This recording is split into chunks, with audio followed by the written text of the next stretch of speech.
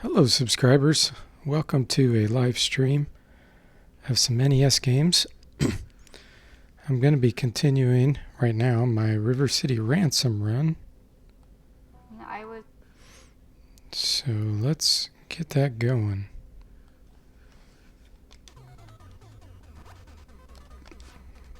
Okay. So I have to find one of the bosses.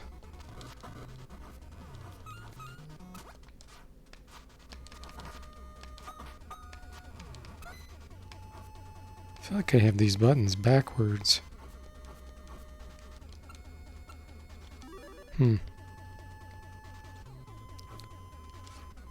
Pretty sure I do.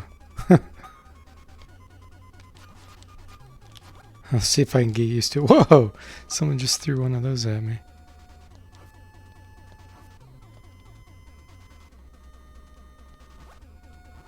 I'm going to have to use this trick that my friend Eric recommended, where one of these guys picks that up and I get on top of his head. It worked pretty well last time. Oh, he threw it. There we go. Ooh, that's smart. Oh, man. Oh, I just died anyway. Okay. Well, that takes me back to the town. That's one way to get back there. So I need to try to beat these bosses because evidently there's one I haven't killed somewhere.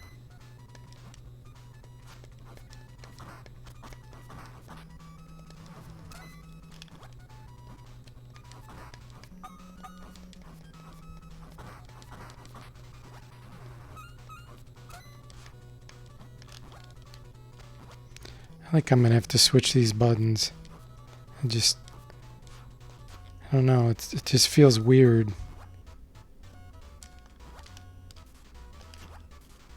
What in the heck? I'll see if I can get used to it.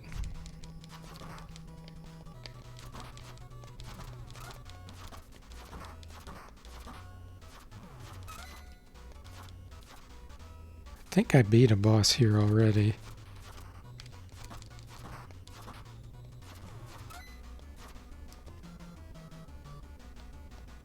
Turk, yeah, I'm pretty sure I beat this guy.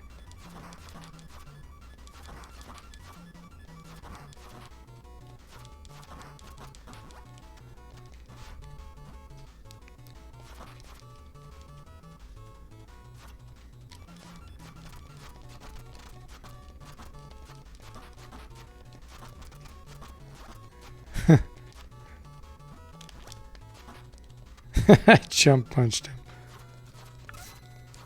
Okay. And there's no boss in this tunnel.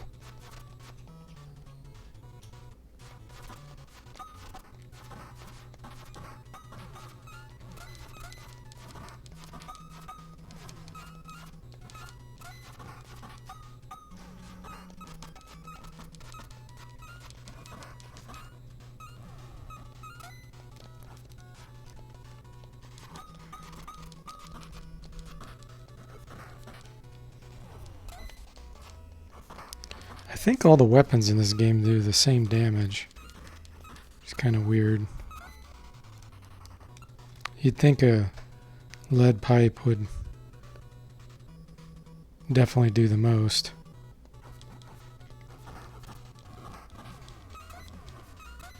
I don't think there's a boss here either. It seems like there can only be bosses when there's more area to move around in. When it's a single screen like this, I don't think there's ever a boss.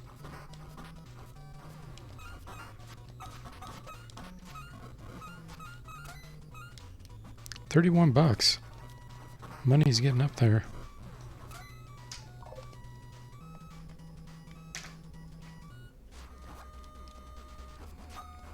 Yeah, and I killed this boss too, I'm pretty sure. Yeah, I know I did.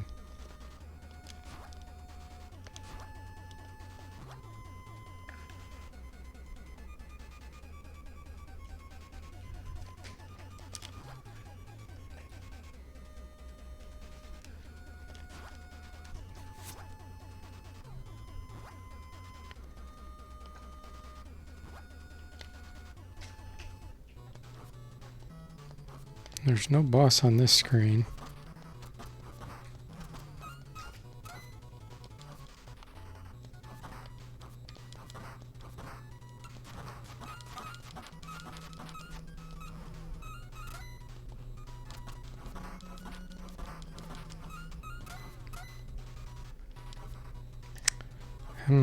I think I killed this one too.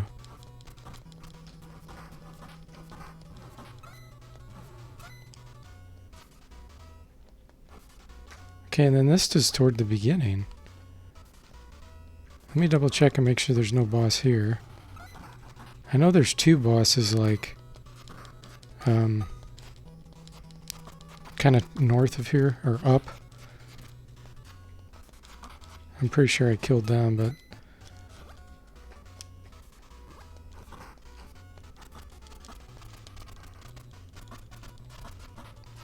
Hey, Gabriel, welcome to the stream. How are you doing, man? Yeah, beating some dudes up.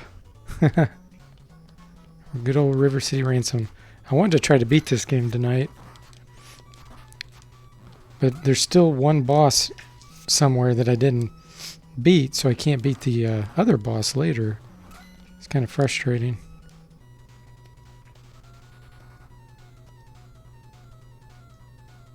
The only ones I can think of are up there. And maybe the first boss. Let's see, whoa, 47 bucks. I got a lot. Oh, good. Glad you're doing well. Yeah, I am too. Doing pretty good. Pretty darn good. That's the hamburger place. Let me look and see what my defense is. 54, okay.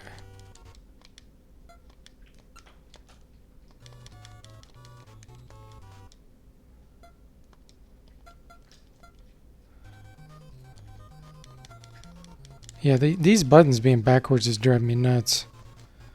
I need to switch them here. Let's see.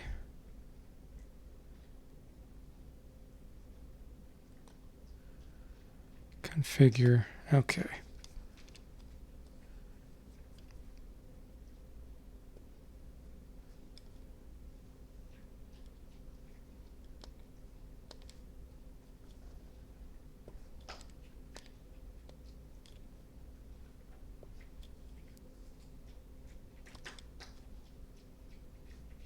Think about this for a minute. Is that the B button on an NES controller? I think it is. Now I'm confused. On an NES controller, where's the B button? I need to look that up. 'Cause I feel like this is backwards. I'm looking up an image. Yeah, the B button is on the left. That's what I thought. Okay.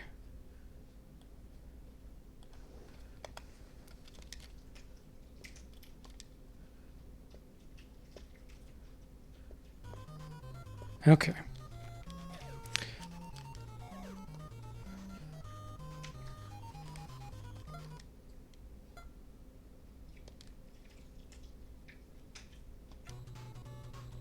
I think I select and start.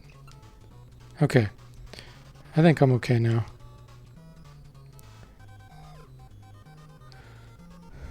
Yeah, with that button nudity in this game, it could zap it out. You're right.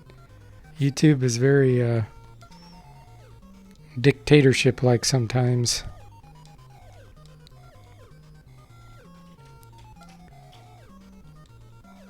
Yeah, it is weird that the B button is on the left side on the NES. It's like I played the Nintendo so much in my life, it's like, wait a minute, now I'm second guessing myself. Where should it be? Just as I was playing, I just knew something didn't feel right, and I just couldn't put my finger on it. Okay, let me see if I beat this boss. Maybe this is the one I needed to beat.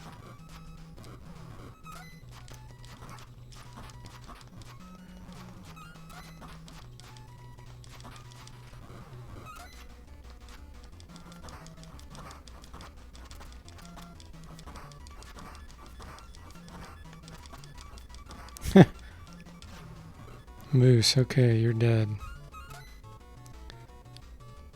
That's the first boss, I think, because to the left here, yeah, there's no boss here. That's the first area. So it's got to be that guy.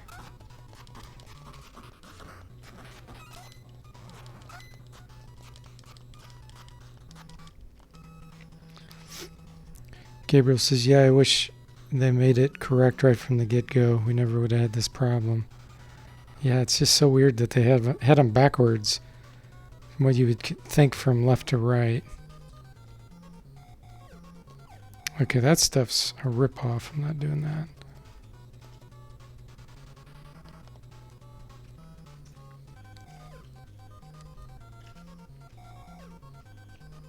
I just can't remember if this stuff's any good or not. I'll go ahead and buy this elixir. I'll take it with me.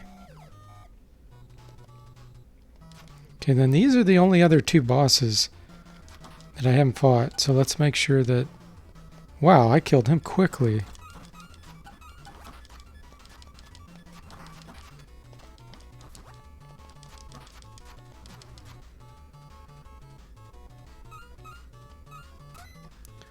Gabriel says, and he assumes Microsoft will then need to find another way to differentiate their controller from Nintendo's. Yeah, Microsoft always has to be different. At least they were in the past. They always had to come up with their own standard. And usually their standard ended up losing in the long run. I'm going to kill this boss too, just to make sure. I'm pretty sure I've beaten him already, but since I went all the way back to pretty much the beginning of the game, might as well do it again while I'm here. You can tell how much stronger my character is now. He's like killing people with, like, watch this one throw. That's the RPG aspect of this game.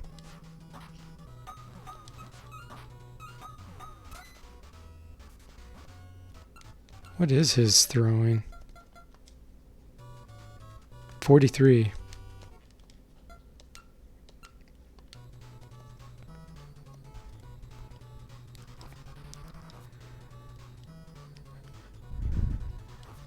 Gabriel says he kind of feels like their only jackpot was Windows, really. Everything else they make seems to either be bad or merely on par with others. Yeah, and they buy a lot of things too. They buy companies out. Oh, I guess there's no boss on the screen. They buy companies out and then use their products.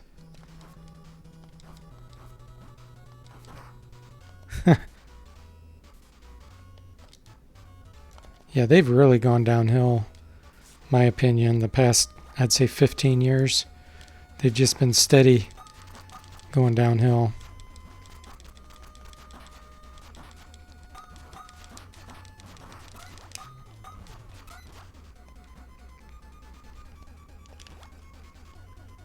I'd really like it if Linux caught on more and people started using Linux as an operating system. I mean, there's all kinds of different builds of Linux, but that would really be great. Then we'd start seeing more software written for it.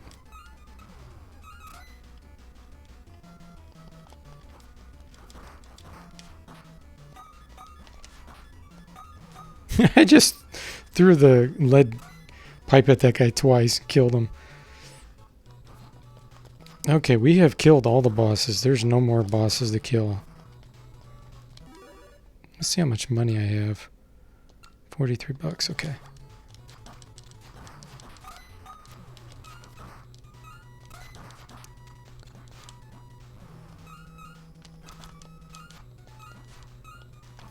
Let's get our throwing up more. I'll get this ISIS scroll again. I think it's in here. Oh no, it's not this screen. There's another one.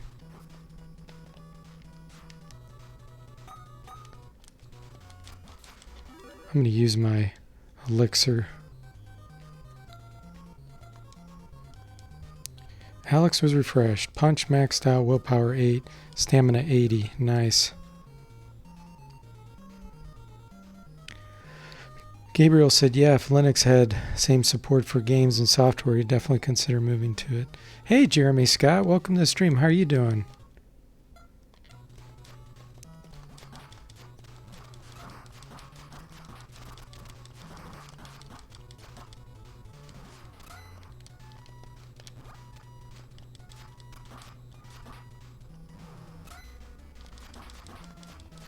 Mojo, we'll make sure that he's dead too.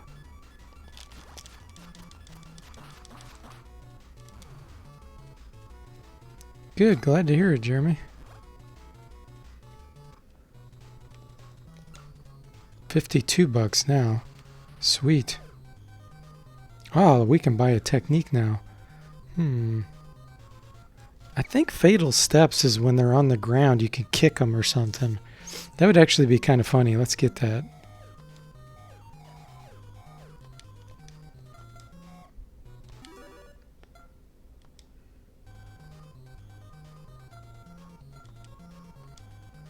Acquired a technique called fatal steps.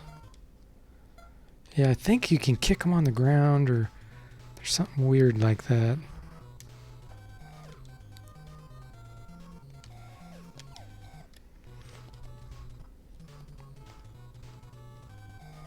Oh, don't want shoes. I already have some sandals. Yeah, that's funny. The name Fatal Steps.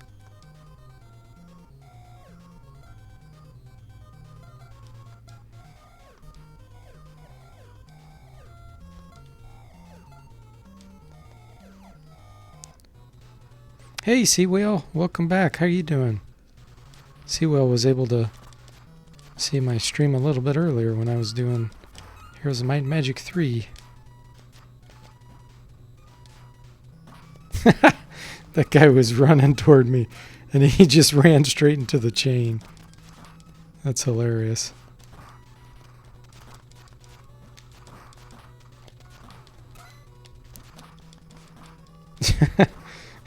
That guy hit me while I was on the ground with the chain. I want to try out this Fatal Steps. Problem is, I'm too strong. I'm just killing these guys.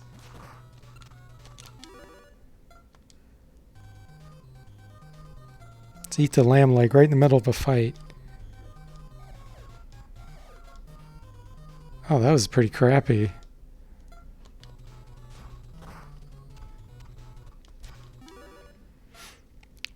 Hey, Chubbs Doomer. Welcome to the stream. How are you doing? What's my favorite obscure or just lesser known NES game? He asks. I'm not really sure what people would consider lesser known, because there's so many of them.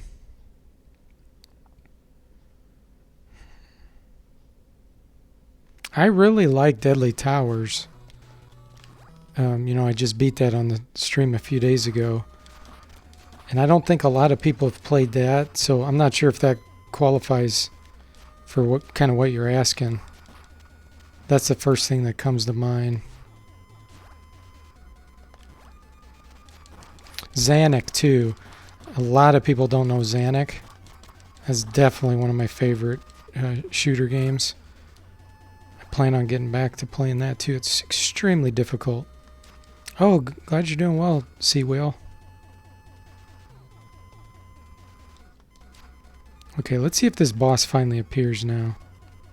I just don't understand why he's not appearing.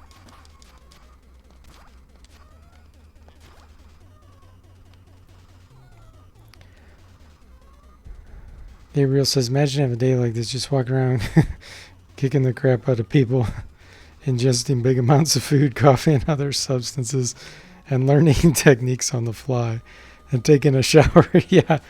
Oh, it's all just, everyday things.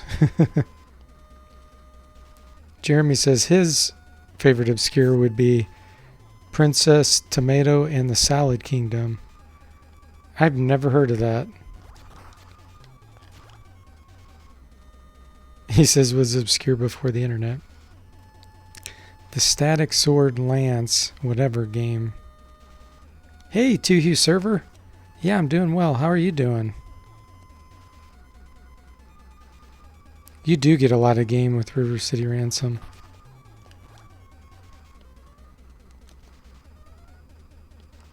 Oh, there he is. Is that him? Is that the boss? It's not playing the music.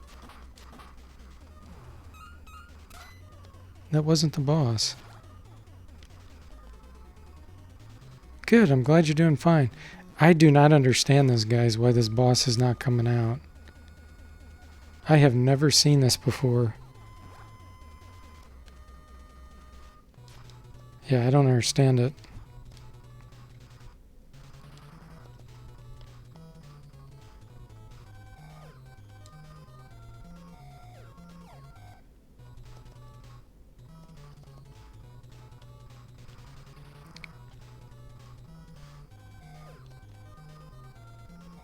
Javelin Man. Javelin Man's really funny too.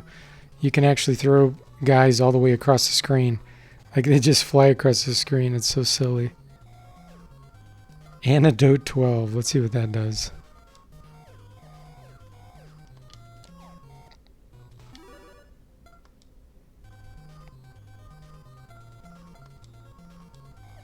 Strength 1. Willpower's maxed out. Stamina 48. Kind of lame. Jeremy says start clinking empty bottles together. Oh, start clinking empty bottles together and call him out like in the Warriors. That's a good show. Good movie. The Warriors. Have you seen The Cross and the Switchblade? That's another like gang movie. It's about it's more of a drama though. It's there's the health club.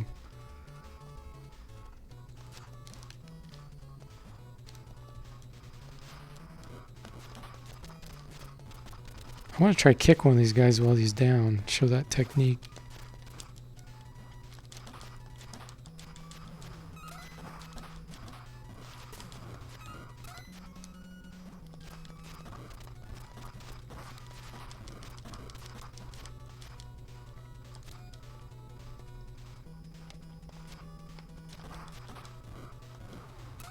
I just keep killing them with one knockdown though.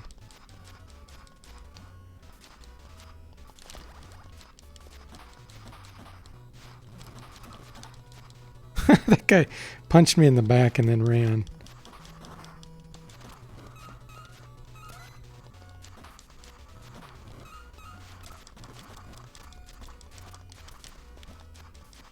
These guys have good blocking ability.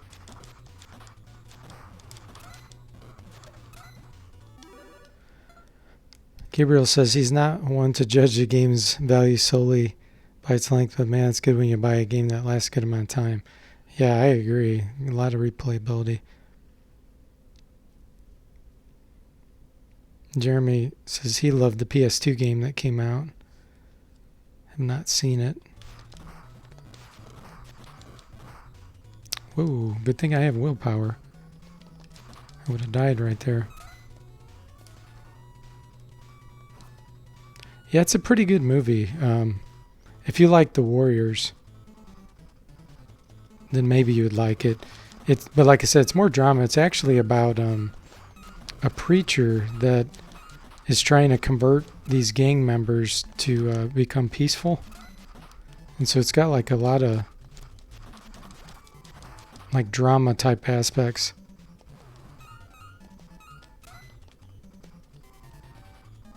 So this is where the high school is, but last time it wouldn't let me in there. So we'll see if it'll let me in here yet. I just don't understand it. I have killed all the bosses. And that one boss won't show up. Okay, well, again, I'm not going to waste time on the stream when there's something weird going on there. So we'll play something else here. Let's do Zanac again. This is the game that I was talking about that seems kind of obscure to a lot of people. It's an amazing game. This is the best shooter I've ever played. It's so hard.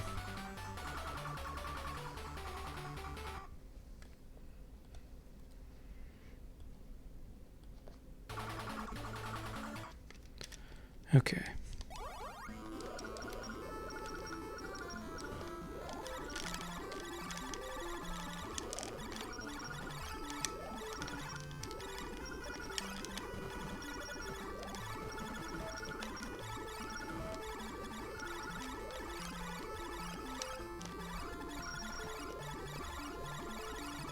I don't want the number 4.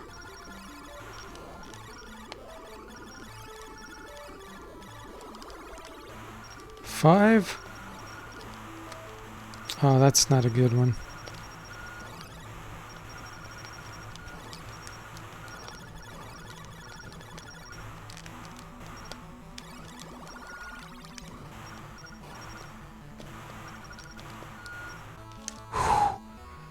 Man, that's hard. Yeah, this game is incredible. 7. Now this is a good weapon to have.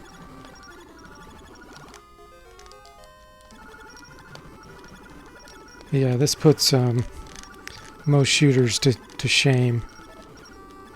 The difficulty level.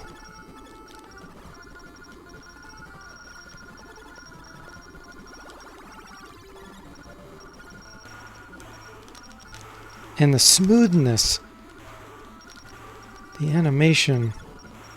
Not, no slowdown. I mean, it's incredible. And I think it came out in 86. So whoever programmed this, man, well done.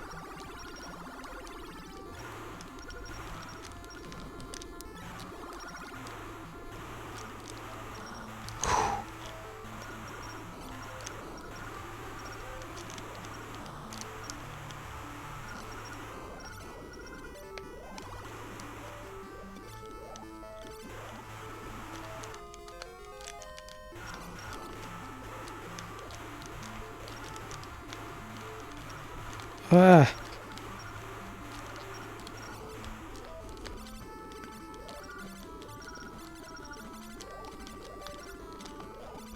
Oh, shoot. I can't shoot those white things. They're called chips. With this weapon, I can't shoot them.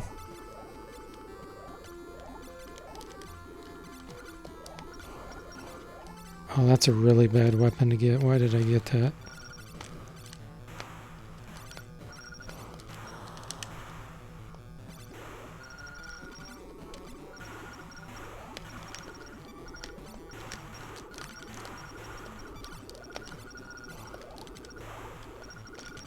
Oh, I really need to kill this center one. Okay. 7, come on, come on. Oh, didn't get it.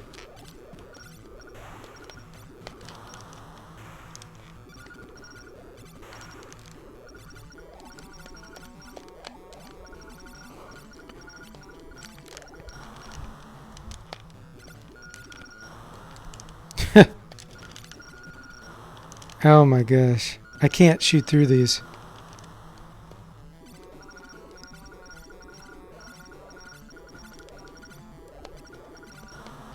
With this weapon.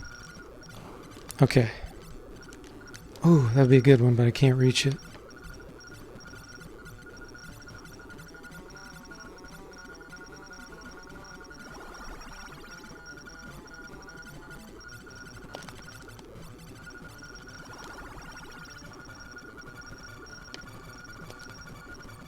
Come on.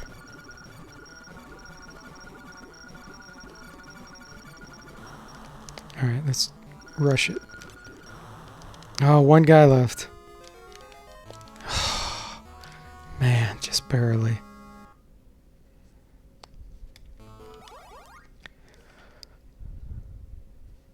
Shows Doomer said he would have been dead within 4 seconds. Yeah, this game is so intense. Sir Percival. Hey, welcome back, Sir Percival. He said he only played Gradius, Life Force, and Gyros. Those are all really good games. Used to think you were really good at them, and then you tried Tauhu. It was like, yeah, maybe I'm not so out of this. You must defeat the Spam Kings with only your spam. Oh, man. Whew. That was tough. Next world.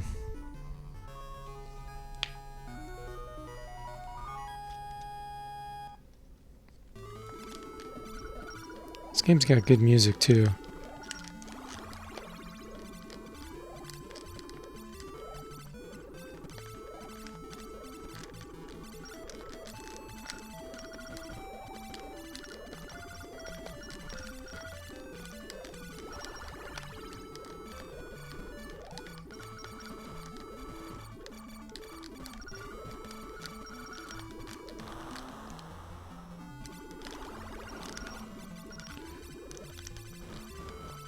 This can hit those chips, but oh, here's an upgrade for it.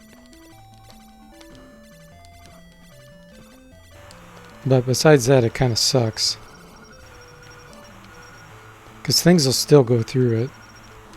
Like that.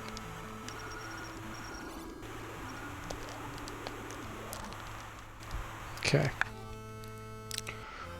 I need to get a good weapon.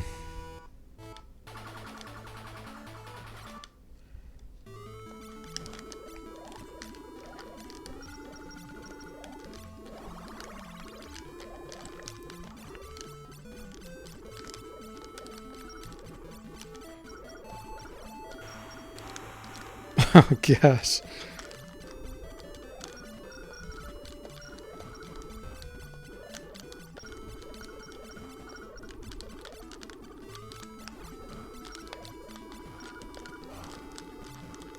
Ah.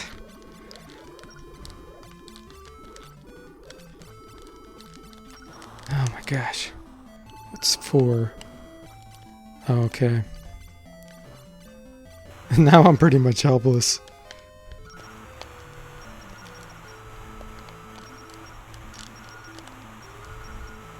There, that's a better position for it.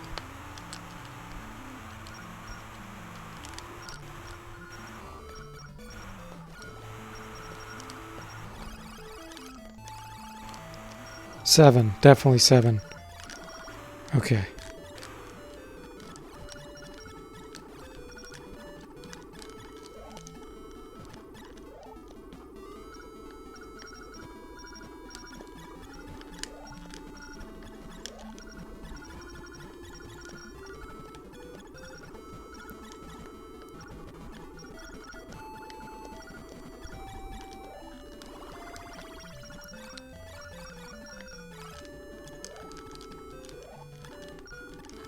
Oh yes, fully upgraded 7.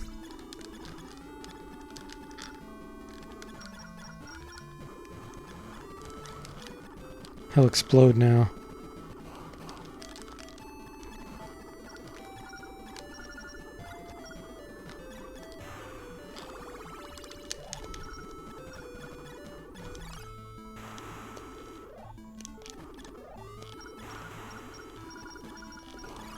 Definitely don't want that.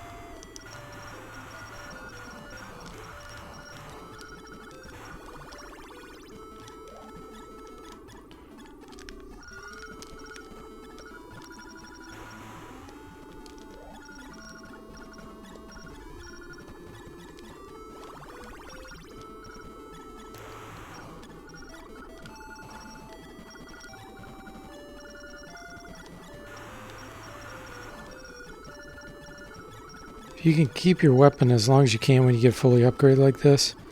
Your chances of going a lot farther goes up tremendously.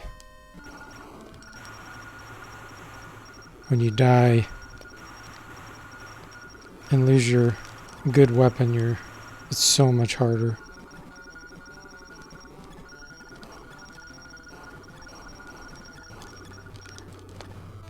All right.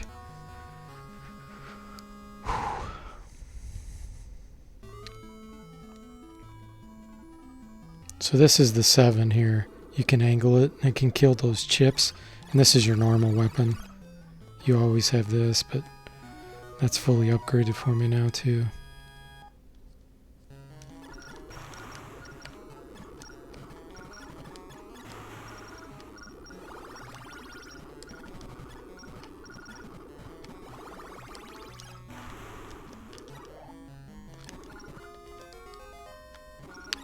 That sound is level up, of course.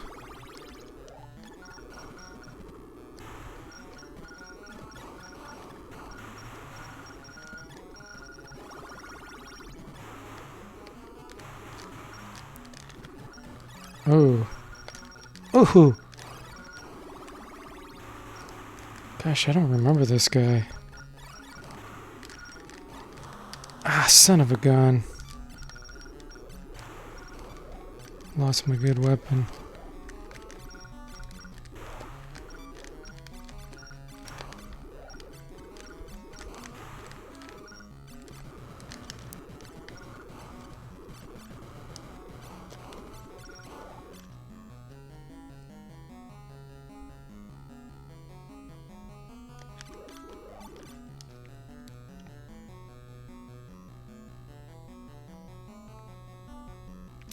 Calm before the storm.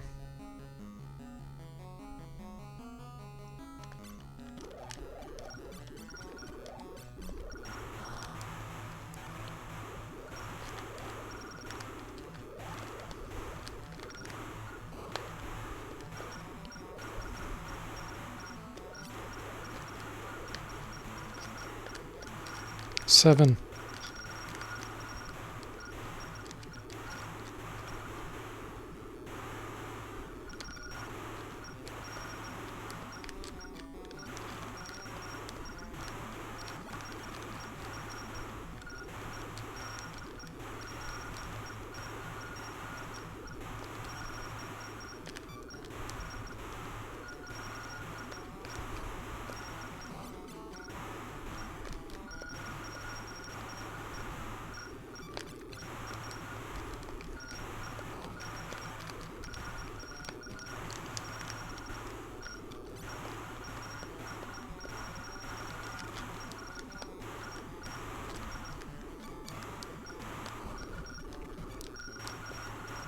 Whoa, whoa, I almost got nailed by that asteroid looking thing.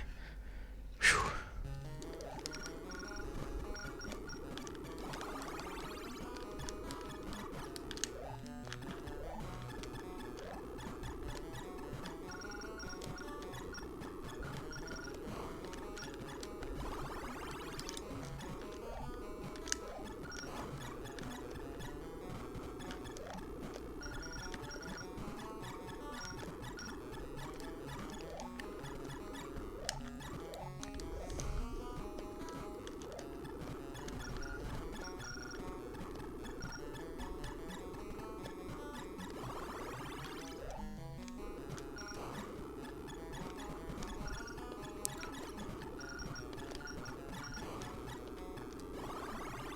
Fully upgraded 0 is really good too. So this is the one that goes in front and like kind of moves back and forth, but it's really hard to get to that point.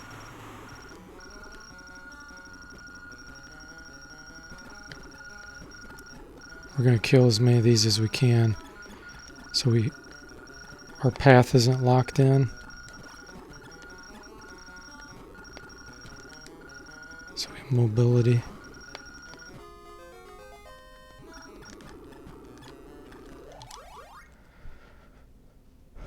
Hey, Bit, how you doing? Welcome to the stream. And hey, Mistiff, welcome back. How you doing? Ooh, yes, come on. Oh, it missed. My 7 couldn't hit it.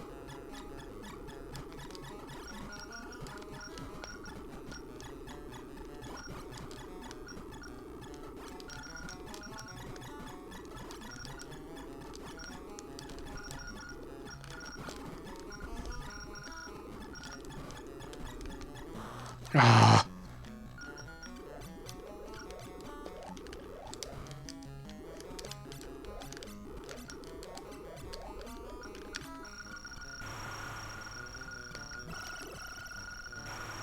trying to blow this up.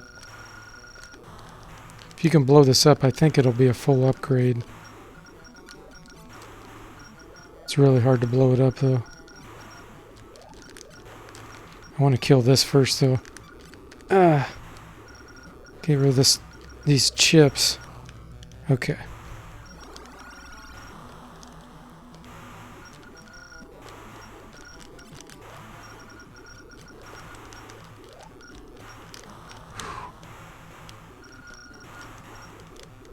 Come on. Oh, it just gave me a extra guy. Okay. Oh. You gotta use that split second of invincibility to your advantage sometimes. So Percival says this game kind of reminds him of Guardian of Legend. Hey, John and Sean, welcome to the stream. I'm doing good, Sean. How about you?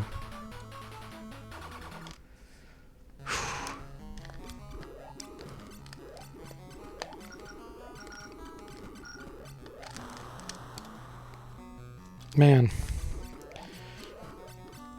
Makes your wrist tired.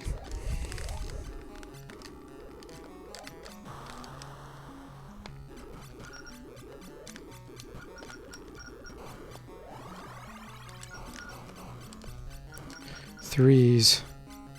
They're too far up front. I can't see them.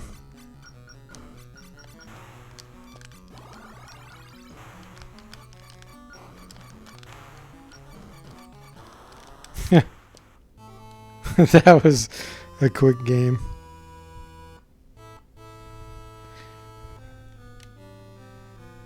Mega had some games like this too, where it's just tired from something.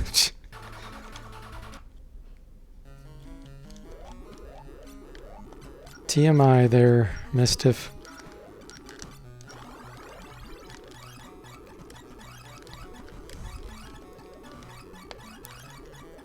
See if I can get some better weapons this time. Gotta be kind of careful not to shoot them too early. There we go. So what do we got to work with? A 7.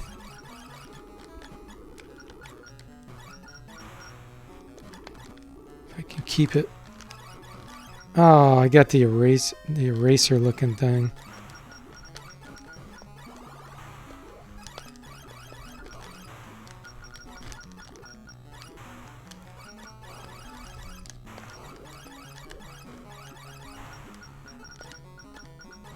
Okay, at least I killed that guy.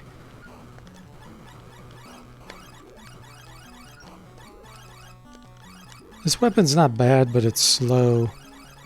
It just keeps going.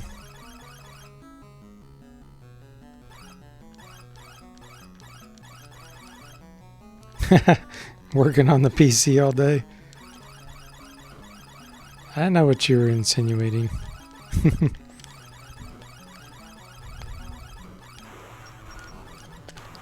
Oh.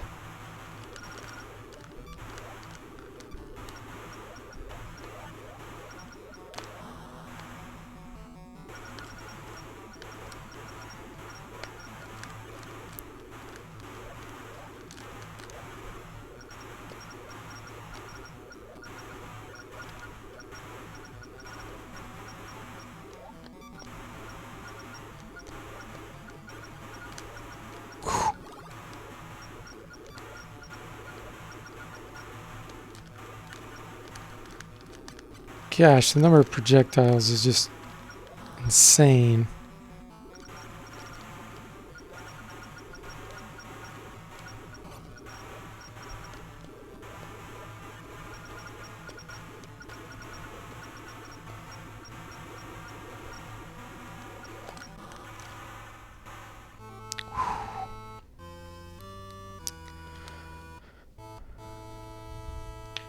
Testing wireless earbud volume, huh?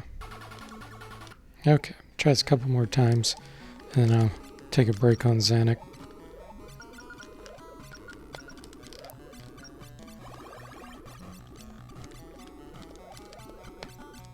This game's just so intense.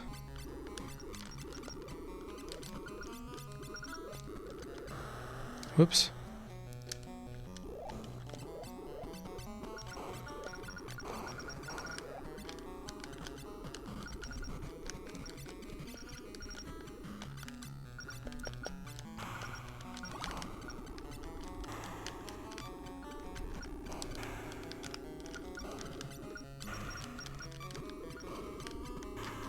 Oh.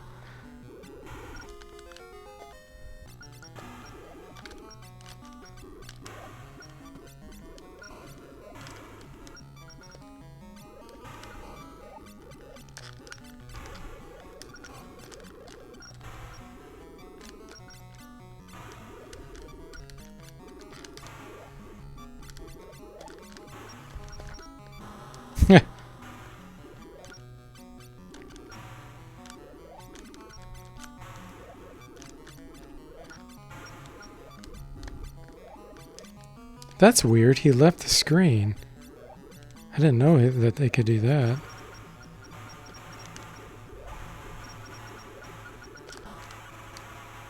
that was a really bad run.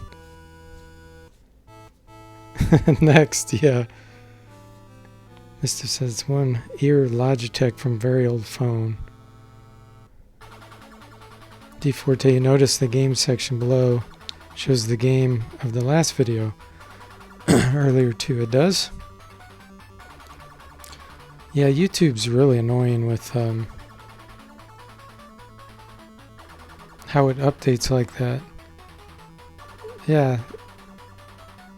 That's weird. Let me see if I can remove that. It should have been removed already.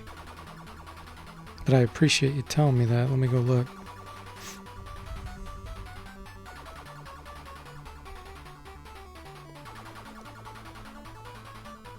Yep, sure enough, it still has Heroes Might Magic 3 on there. There, I just removed it. So hopefully it will disappear.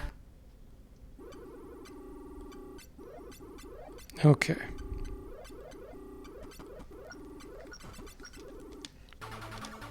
Try one more time here. Okay, let's focus. Focus.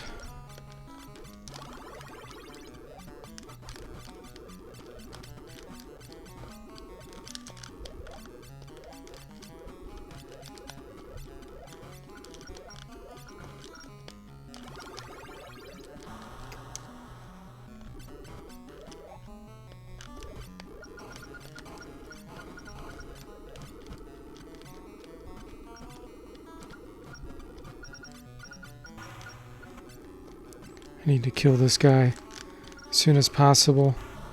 That's the danger of getting toward the top of the screen there. Wow, that was really quick. Okay. Yeah. Too much arthritis feeling from that. So let me set my save point. Save state.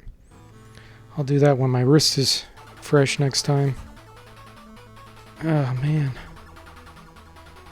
What a hard game. Okay, let's see here. So many to choose from. Can you see that? Yeah, you can. Cool.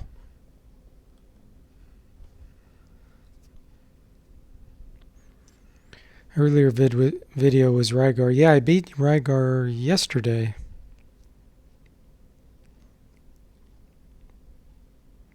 Gabriel says all things converge, and 3 hits only natural. Mischief says, can you stream on like YouTube and Twitch at the same time? I'm not sure. I've never done it.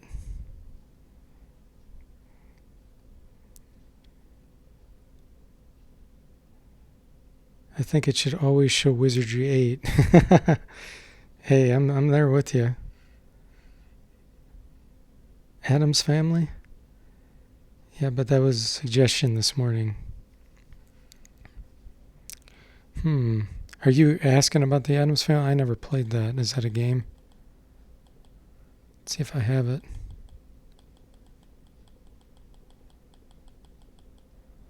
I do have it. Is this a good game? 1991. Wow, that's pretty late for an NES game.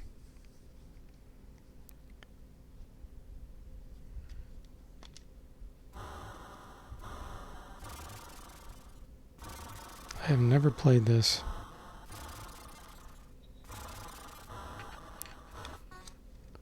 Hint, one of the gravestones leads to a crypt.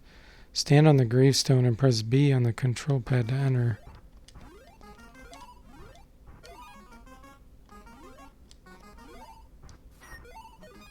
So you can jump on top of these, evidently.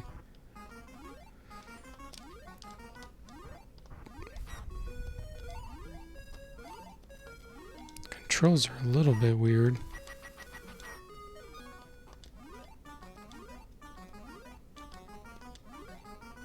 So I guess you can't get that, whatever that is.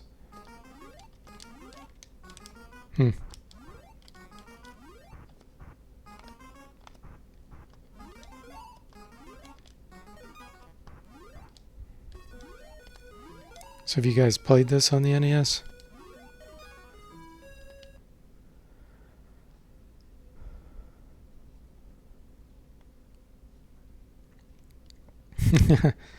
Yeah, the SNES. Whoa. Oh, I'm taking damage, okay. Locked door.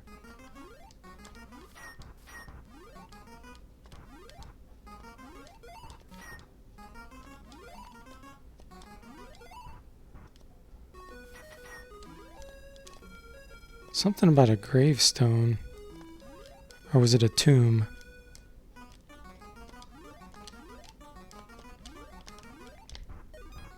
Oh, you can jump on the ghosts. Okay.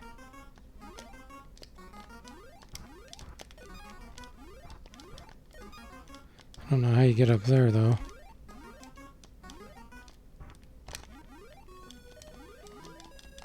This jumping is really weird. Never played this game.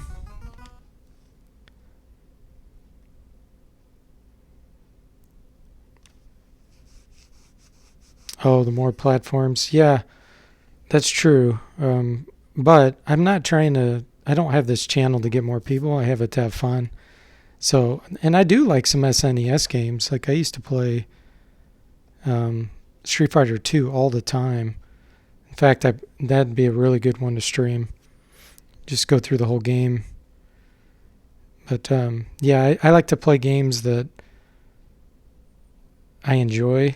Like this, I'm just playing because I've never played it before, and it might be fun for you guys to watch since somebody suggested it. But I don't want to like try to bring in all kinds of different people just for the fact of making the channel popular. Sir Percival says he played Faxanadu in the Battle of Olympus recently. Cool. Yeah, me too, Mistiff. It's going to get stuck in my head too. Oh, you take damage down there. Okay, and you start over, it looks like. Is that hurting me jumping on these? No? Okay. Strange. Look at those feet out, hanging outside the side of that building there.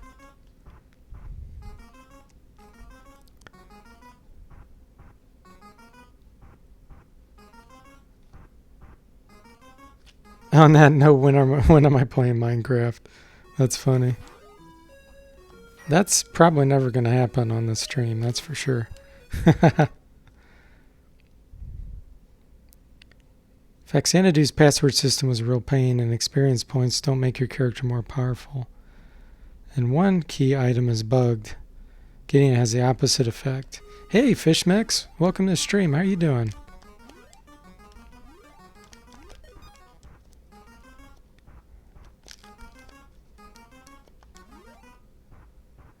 Yeah, I'm definitely taking damage at some point, because look at my health.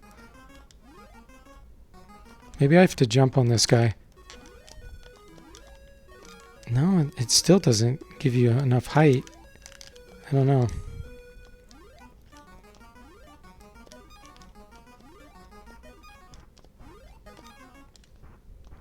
Money bags in the trees.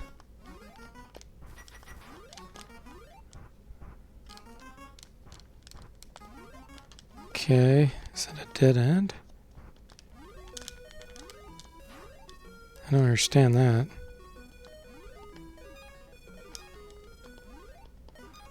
It said, I thought it said on a tomb somewhere, you press B. There we go. Maybe you have to collect all the items or something. That one door was locked. Keys. So I don't have a key, I guess.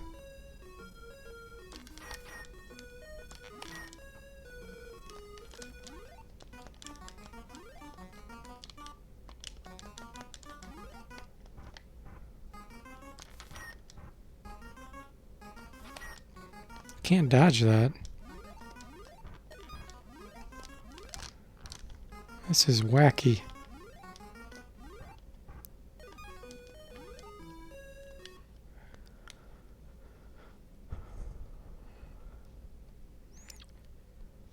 Maybe he needs a train set or a cigar, or he has withdrawals, Jeremy says. Gabriel says, shouldn't Gomez be pretty okay with taking damage? Do you have to go back further? You hit it last time. Yeah, I was able to jump off the enemy. Definitely not the best NES RPG out there. Probably say Crystallis. Sir Percival said. You know what you used to love on the NES must have said? Let me. Oh, he's going to look. Hey, Beneficent, welcome to stream. Yeah, exactly. It's hard to miss what this game is based on the goofy theme song.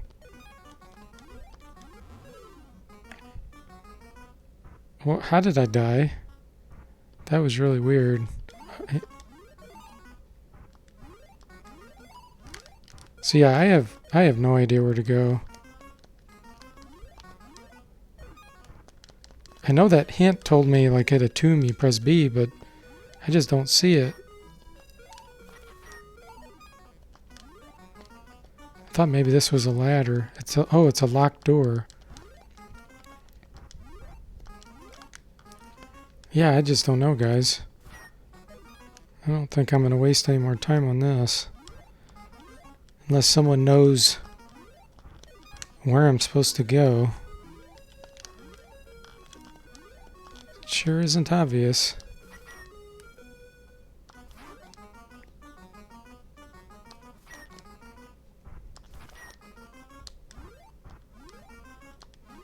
Yeah, you were just curious to see games you hadn't seen. Yeah, I was curious too, but yeah, unfortunately this game doesn't look like it is very straightforward. Let's see. Let me continue that Goonies.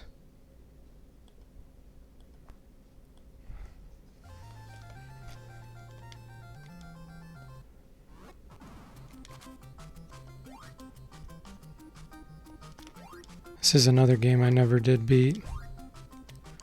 Whoa, that was glitchy. I never had this, I just rented it once. And I had no idea where to go. Hangman's not channel banned, Gabriel said. I must have missed something.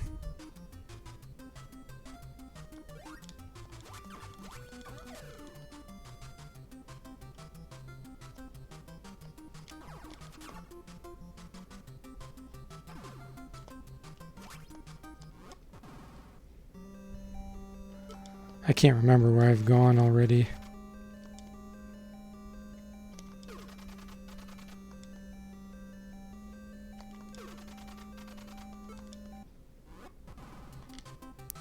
So I have the boomerang, yo-yo, bombs. I guess that's like a Molotov cocktail. There's the map. Not really sure what that means. There's a blue dot and a red dot.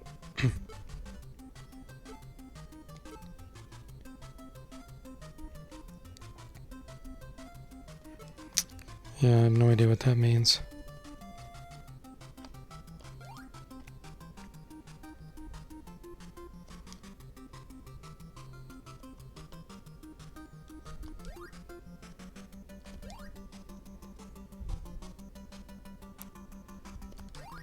Yeah, fist to check for secrets. What the hell? I agree.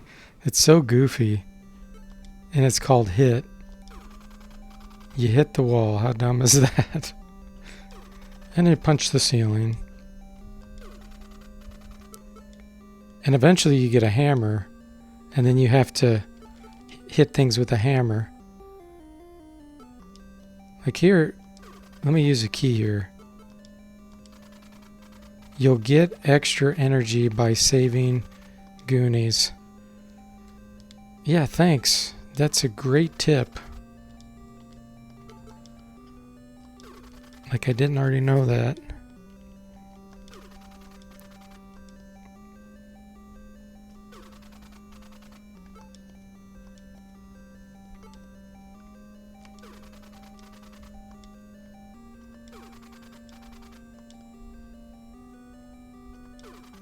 I like when you punch NPCs too and it goes, "What do you do?" Weapons and shoes, that's all you need, really, Gabriel says. Yeah, you're just running through these areas naked with tennis shoes on, sneakers, and you have a yo-yo. Fishmix says, reminds of a detective game for the NES he played. No side-scroller stuff. Yeah, Deja Vu.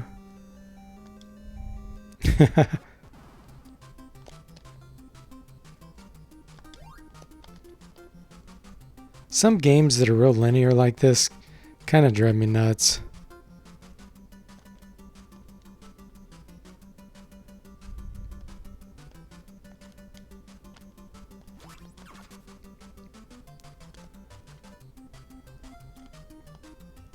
So that's a dead end.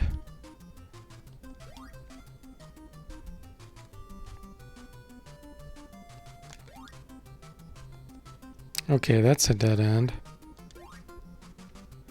This goes up to the top area, yeah. At least it's got good music here. The Cyndi Lauper song from the real movie.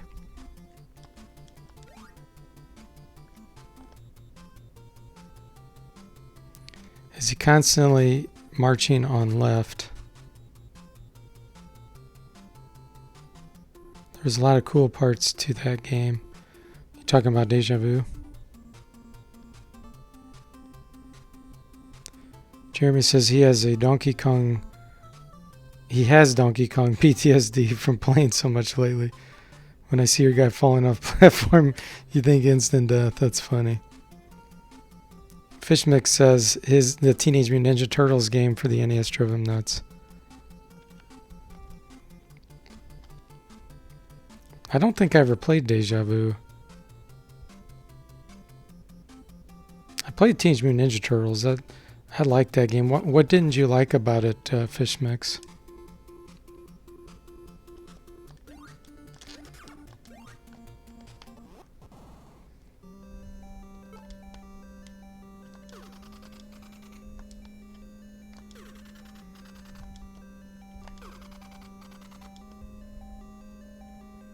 This has got to be boring to watch, right, guys? You just walking around punching walls and stuff. How many would rather watch Wizardry 8 or some other NES game? Actually, let me make sure I can't go down here. Nope, can't go down.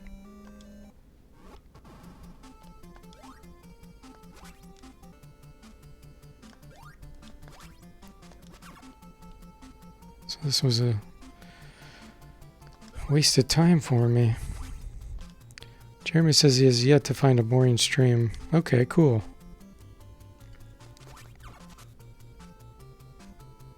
As long as you're okay with me being a noob to this game and just wandering around aimlessly.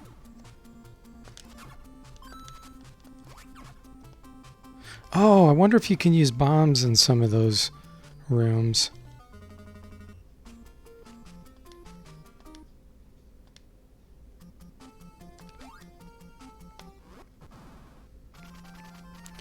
Welcome here. This is a warp zone. Now watch when I punch him. Ouch. What do you do? See who else says Wizardry 1. And Fishmix says, wow, I need to try Deja Vu. Anyway, how about the Teenage Mutant Ninja Turtles game? There was a portion where you had to swim. Oh, yeah. The swimming part and disarming the explosives. Yeah, this is a pain in the butt.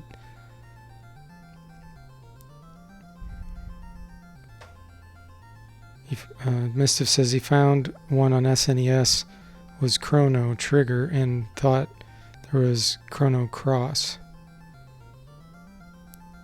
Gabriel says he's sure that they're all judging my peasantry on display here.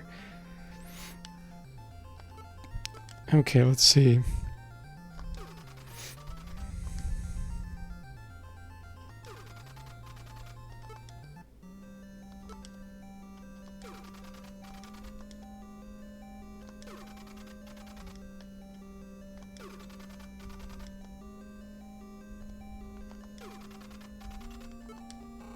So I can't go down there either. Okay. So up takes me right where I was. And down I can't go there. So how in the world is this a warp zone?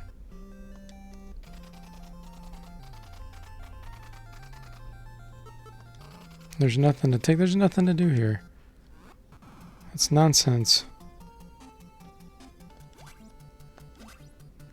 Secret of Evermore was one that Mischief loved. Fishmix says he can research. Played it on the NES and great memories of playing it.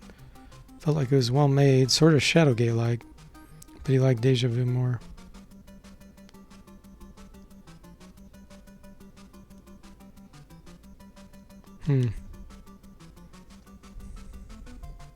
Okay.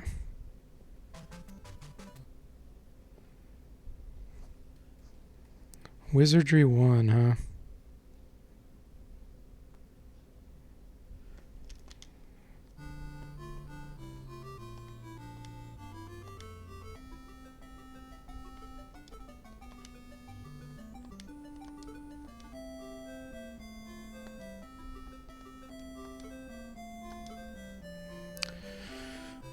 Okay.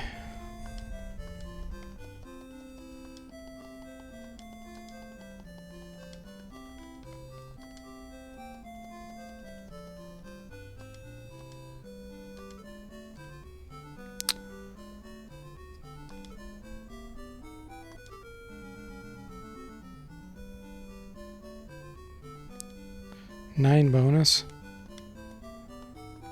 Wow, and I have to apply the points.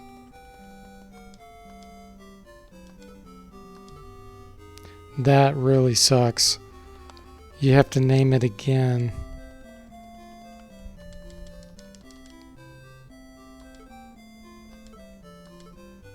Oh gosh. To be honest, I don't want to do this on the stream, this character creation process, since it's so tedious. That would end up eating up a half hour just to create characters. So, sorry about that. But, oh, hey, Eric. Welcome to the stream. How you doing? Yeah, that's just terrible. The best part of Wizardry 1 is it sets up Wizardry 4, Jeremy says. Yeah. Good old Wizardry 4. I've only beaten that once, and that's the only time I'm going to beat it in my lifetime. I'm never going to play it again. Let's see. Sir Percival says, never played a game which you can lose attributes when you level up. Yeah, that's funny. The NES version of Proving Grounds has a weird glitch with the armor class system. Didn't even know until a few years ago. I do not like playing classical RPGs on consoles. It's way too tedious not having a keyboard where you have to move the control around, and they're just not designed for RPGs like that. Yeah, exactly, Eric. Half hour if I'm lucky. Yeah, that's just not the kind of game to play on a console. RPGs like that, you definitely need a computer, keyboard. Now, like Final Fantasy, that's a different story because there's not a lot of keyboard-oriented functions where you have to do things like that.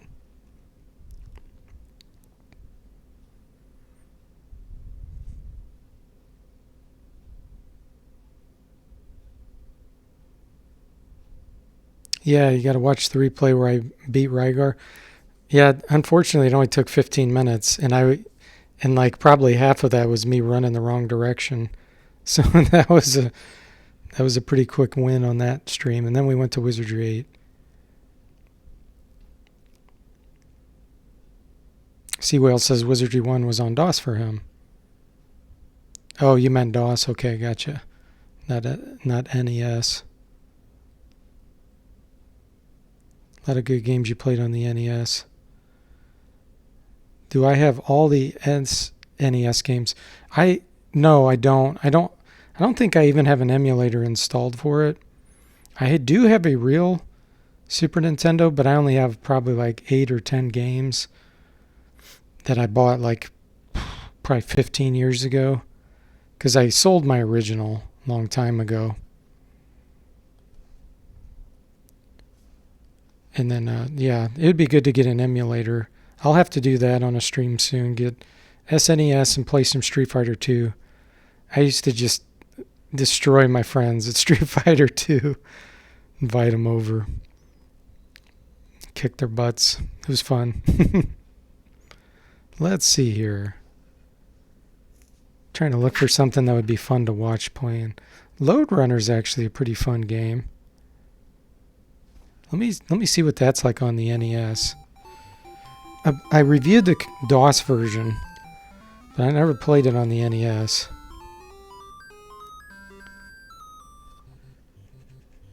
Oh, this looks totally different.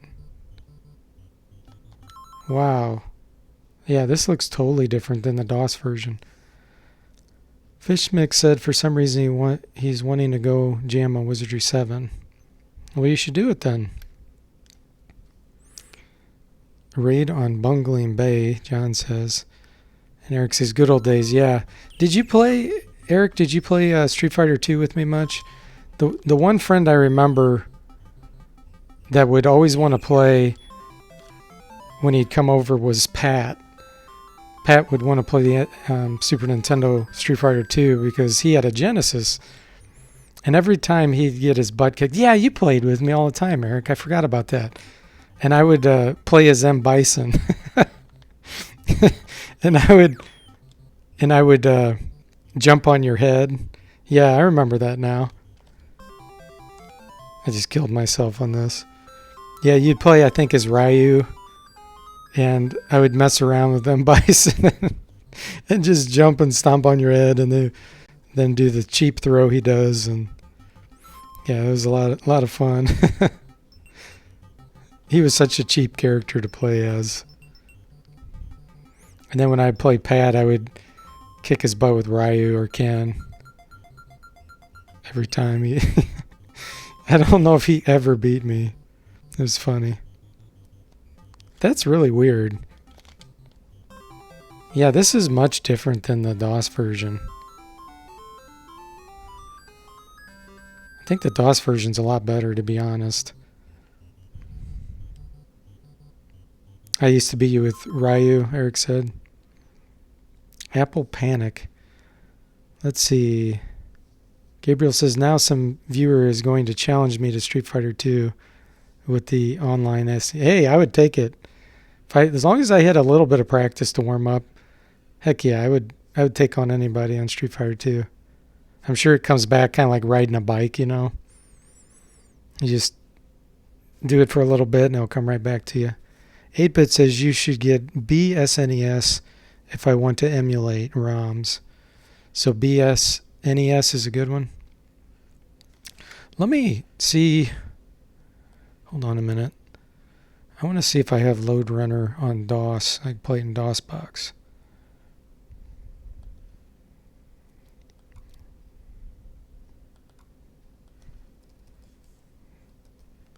Yeah, I do. Okay. Let me start that up. That's a lot better in my opinion. So I'm going to kill this.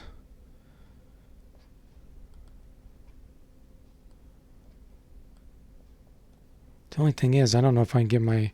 Actually, my control won't work. I'll have to use keyboard probably.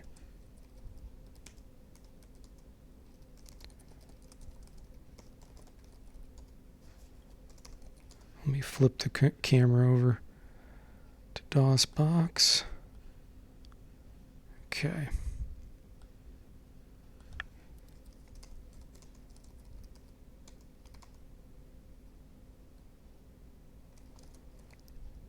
I don't see LR slow.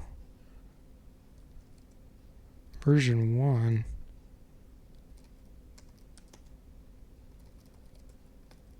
Oh, it's LR.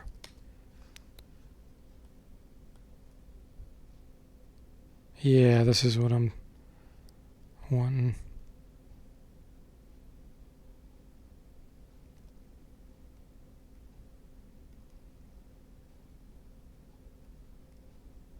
I'm trying to get the speed right.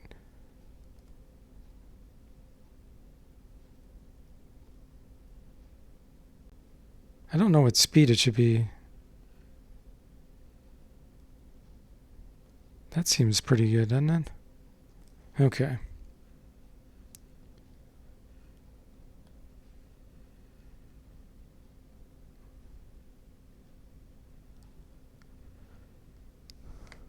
You can even make SNES games run widescreen with BSNES. You haven't done it? If there's something that can make it happen, that's cool. Fishmix says he just imported his Wizardry 6 file to 7. Cool, nice.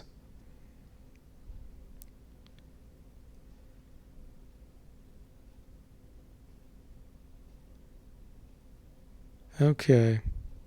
Yeah, this is Lode Runner from 1983, it looks like. Okay.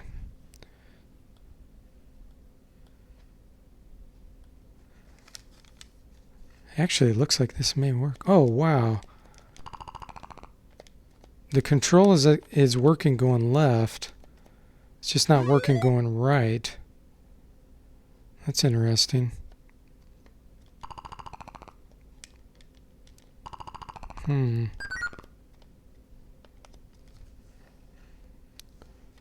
if there's a way to configure that.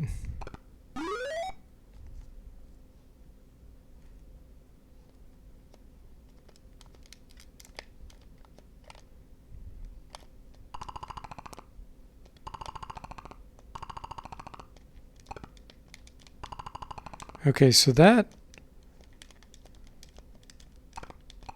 that's really weird. It's probably because I'm going through my Radio Shack adapter. DOSBox isn't sure how to handle that. See if I can use the keyboard. And the keyboard doesn't work. Ugh.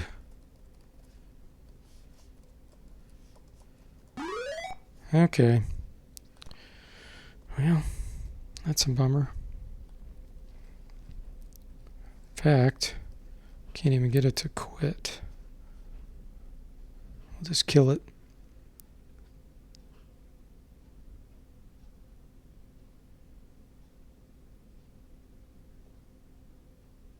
Yeah, that was CGA graphics.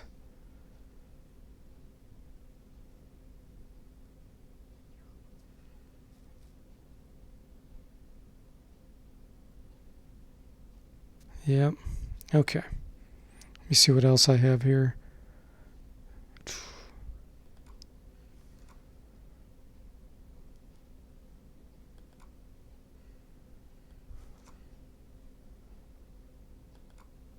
Gosh, I really don't have much on this computer. Let me look at this other one. Let me copy over Buck Rogers. There we go. Because we had started that. We'll continue playing that.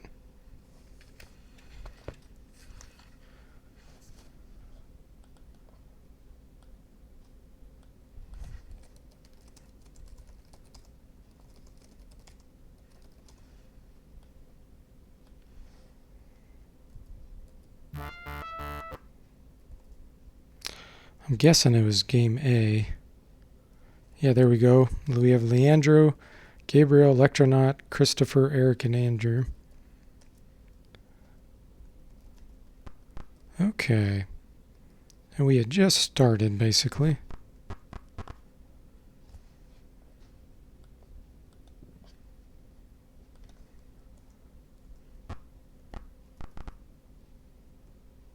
Terrains have spotted you, and their forces are moving in for the kill. Neo forces come to your aid. Leandro leads Neo Warrior.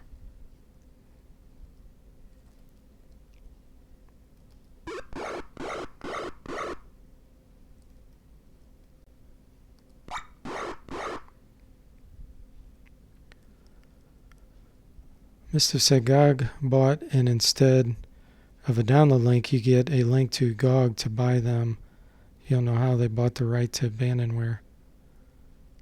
And then Gabriel says, no, those are just ads. Do I have G.I. Joe or Goonies? I was just playing Goonies.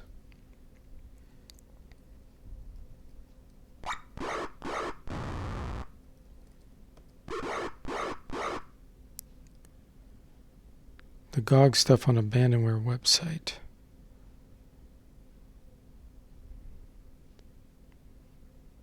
Yeah, don't use the pre-made party in Wizardry 6.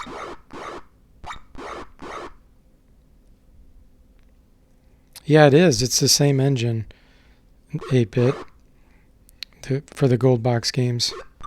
SSI created it, and fonts are different and stuff, but yep, it's same engine.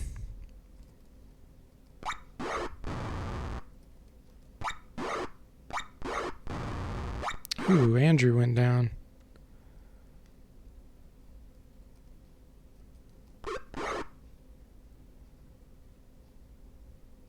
Aid. Andrew's bandaged.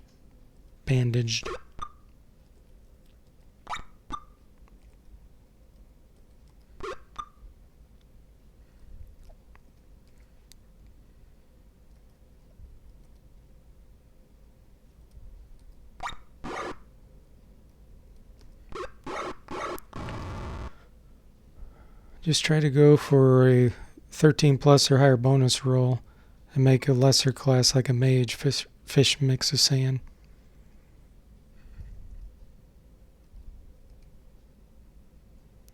Alright, treating wounds. That's pretty cool. Healing's completed.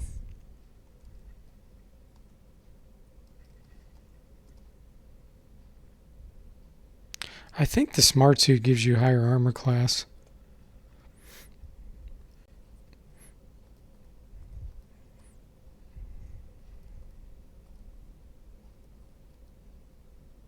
Okay, so we'll use some laser pistols instead of the bolt guns.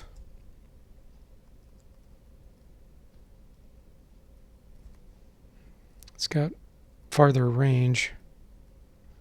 Let's look at the damage difference. Okay. So laser pistol. Where does it show damage? 1d8. Bolt gun's 1d4, but it probably gets more shots, I'm sure.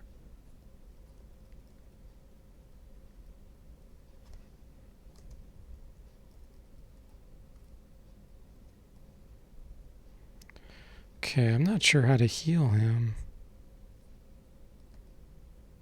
Guess you just get healed after combat, but...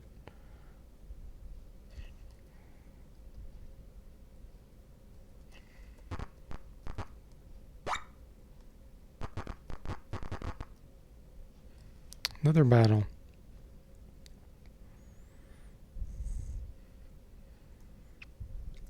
Yeah, going to Queequeg and Wizardry 6 is a must.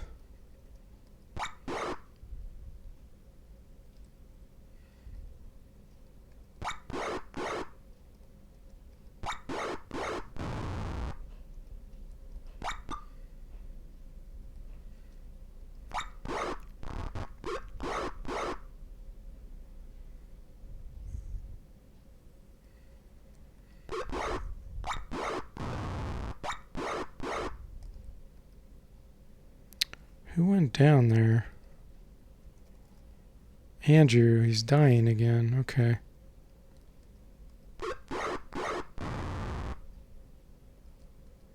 These guys can't do aid for some reason.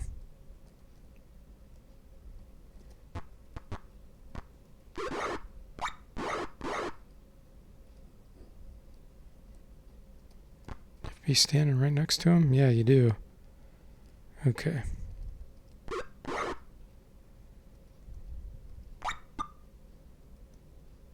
Yeah, since there's no spells in this game, you can't really heal your guys unless your medic heals.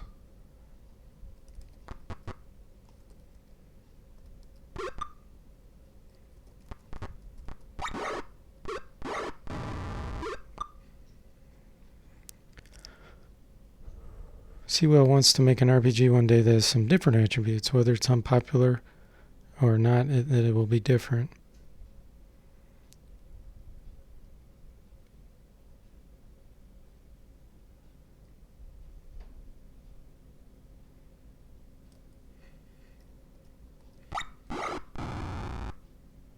You've got a weird echo now, huh? Oh, he threw a dazzle grenade. That's funny. That makes the sound effects just like Pool of Radiance. He's blinded.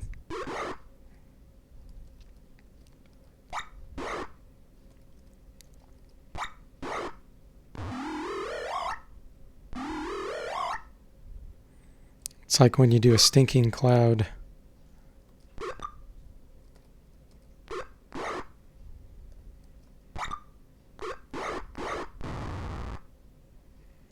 Okay. I still didn't heal Andrew for some reason.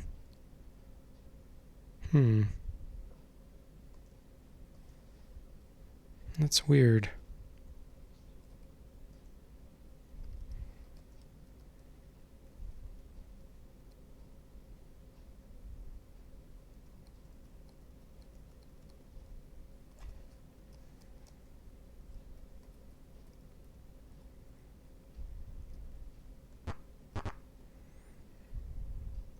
You can't really rest either.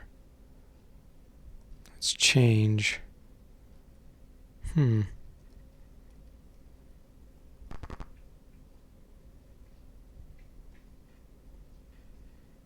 Lots of battles, let me tell you.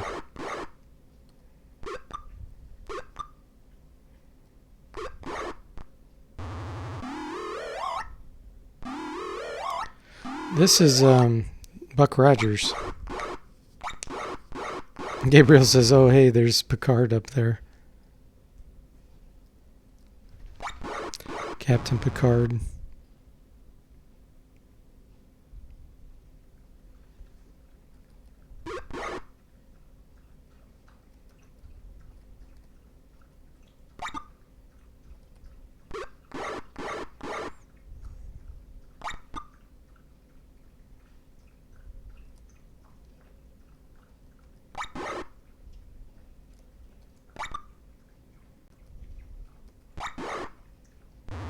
Man, he keeps throwing those dazzle grenades.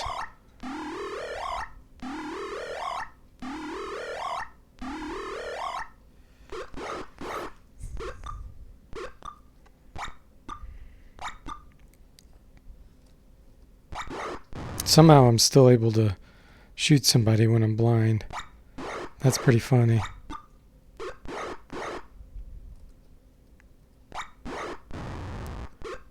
That's definitely not realistic.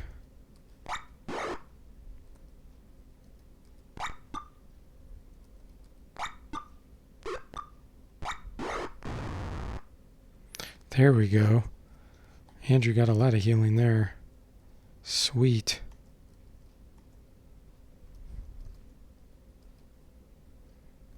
Okay, who else needs a smart suit?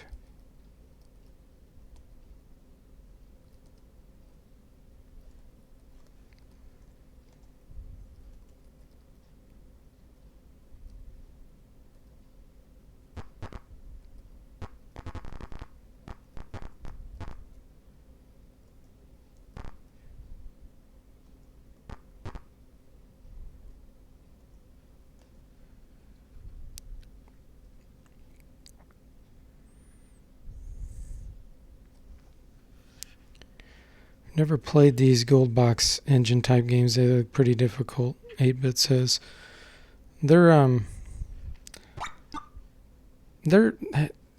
not that hard, to be honest, compared to other games, RPGs. Games like, Darklands and the Wizardries and Bard's Tale. Bard's Tale's really hard. I feel like the difficulty level on these it's kind of in the middle. They're fun.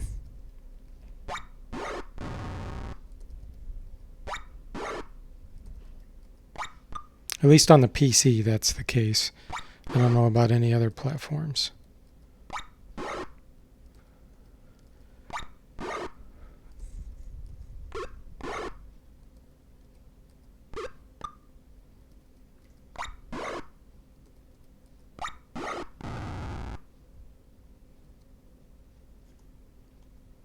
Sweet. No injuries. Okay, Christopher gets a smart suit.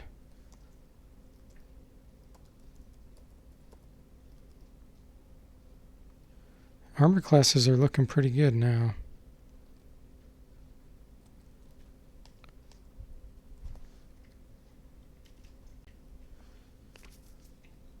Okay, Gabriel, we'll see you later. I'm glad you made it to the stream. Have a good one.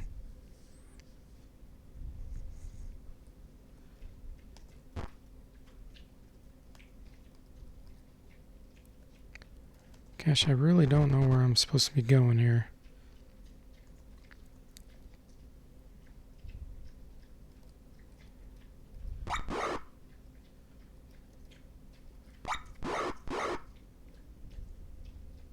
Hey, El, welcome to the stream. Duck Dodgers in this 24th and... Duck Dodgers.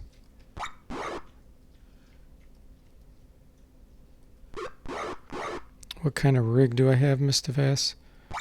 I'm playing on a laptop. It's a Clevo. I don't know if you're familiar with the Clevo brand.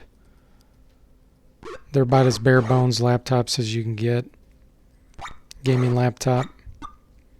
It's got 32 gig of RAM, solid state drive, video memory.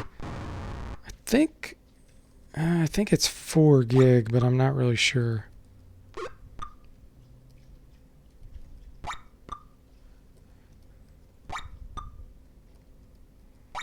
Obviously, major overkill for old retro games.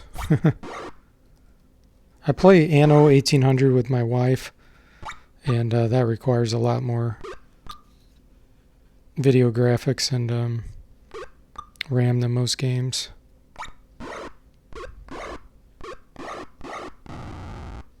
Yeah, it does have a video card.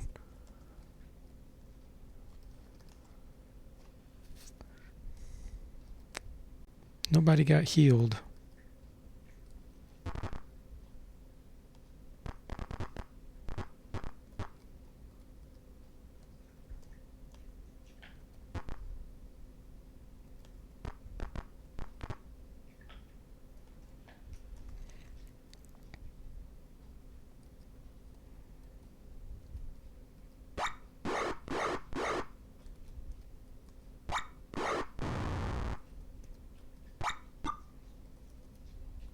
Yeah, I just can't imagine doing this on a console, how long it would take to do this battle. Because, see, I'm using hotkeys. It's so fast. Doing this target next like this. Imagine trying to use... Oh, Leandro went down.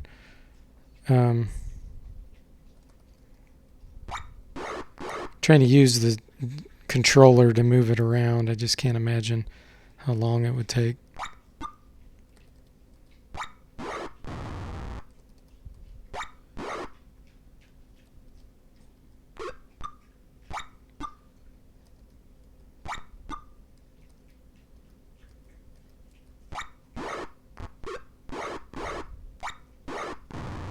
Man.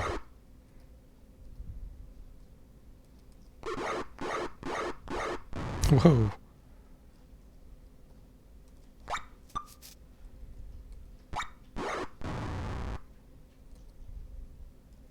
Christopher got healed 13. Leandra's still down, though. If I remember right, money is pretty useless in this game. Just like all the gold box games.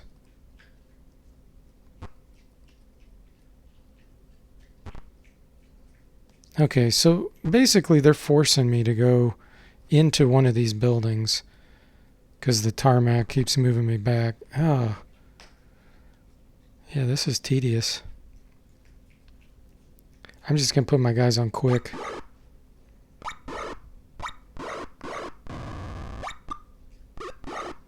Let the computer control them.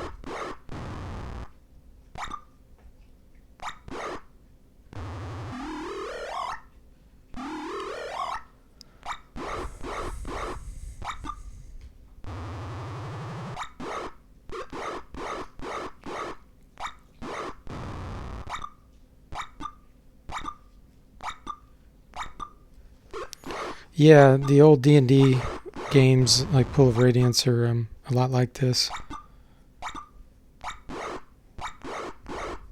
Pool of Radiance is actually a really good game. Wow, that was good healing. Christopher and Gabriel doing some great healing.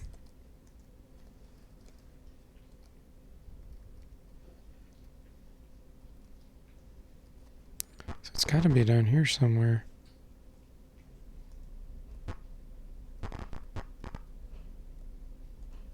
Maybe this is the door.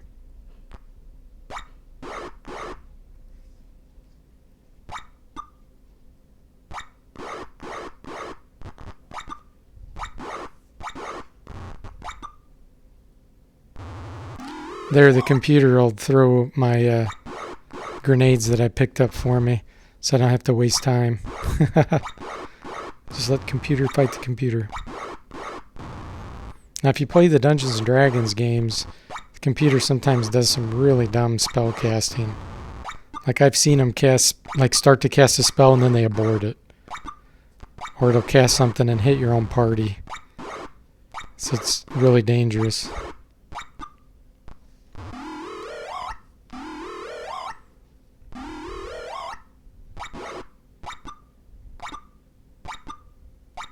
Yeah, I appreciate that, Mistif, but yeah, don't send me a login and password. I do appreciate that, though, but no, just keep that. I have so many games that I haven't played, to be honest, that I don't really need any more, but I do appreciate that. But yeah, just to kind of let you know, I wouldn't share that account with anybody like that. It's just dangerous to do that.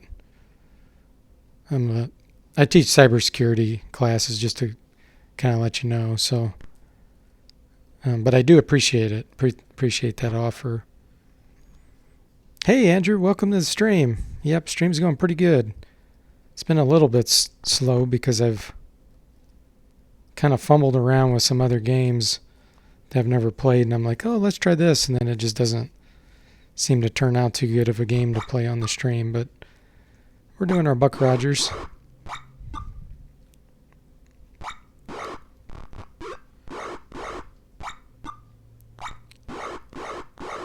Yeah, I don't like the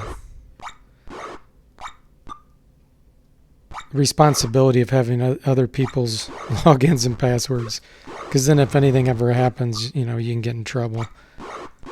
So it's just not worth it.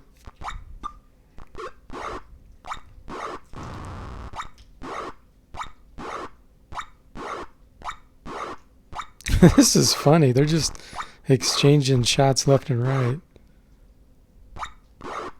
It's like watching a movie.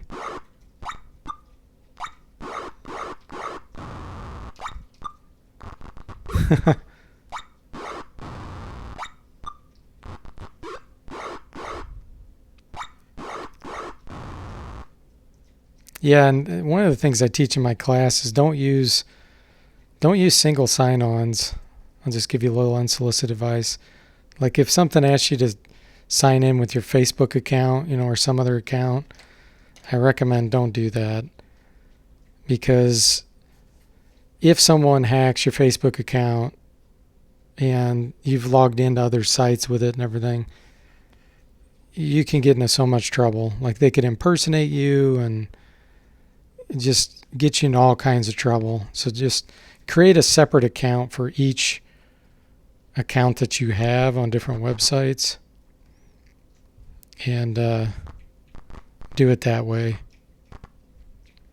Here we go. Maybe we're getting somewhere now. In the background, you can see a RAM technician working on a missile control panel. Okay, cool.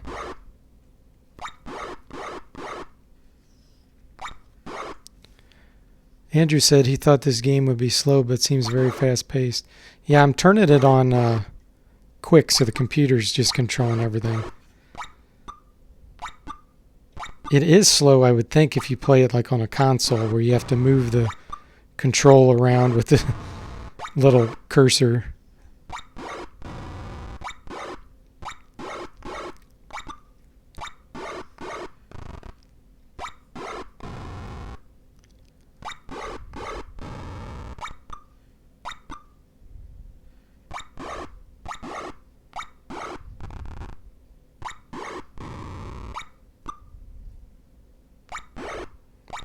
Medics are so important in this game. Wow, my party's just dropping like flies.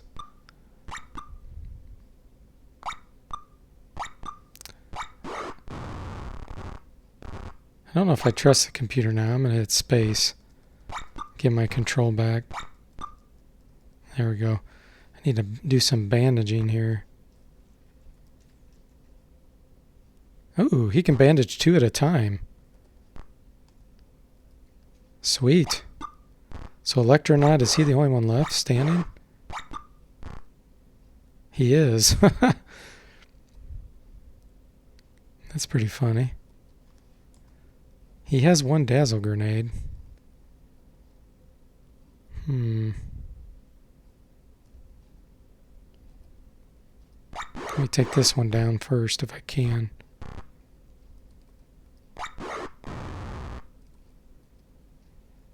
Okay. Try to use that dazzle grenade on any that come close to me.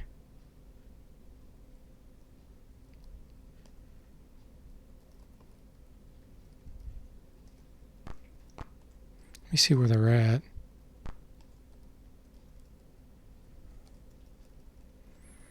There's 2 up there. It's like they don't know how to reach down here. Go around the corner, and I don't know what the range is.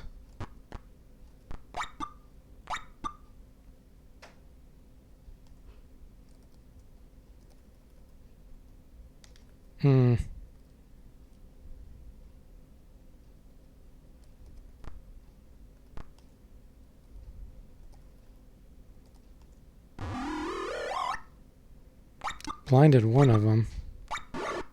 Oh, they got me. Your team has been destroyed. RAM continues its plans unopposed. I guess that's what I get for letting the computer control everyone.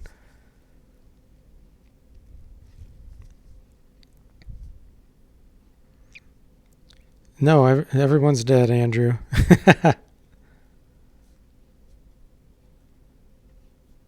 Yes, I do know how to torrent. I don't really do that, but yeah.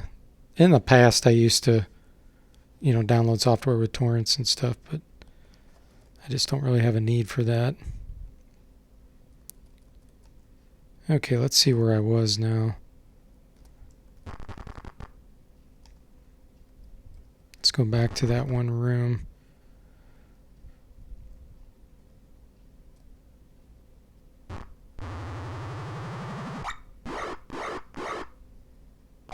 I'll control things manually myself once I get into that room. So I'm not relying on artificial ignorance.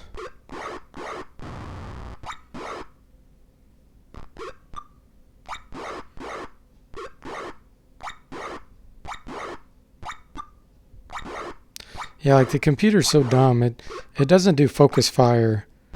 It doesn't attack the same enemy to take it out, you know, so that there's one less attacker. It just like shoots at all kinds of random ones.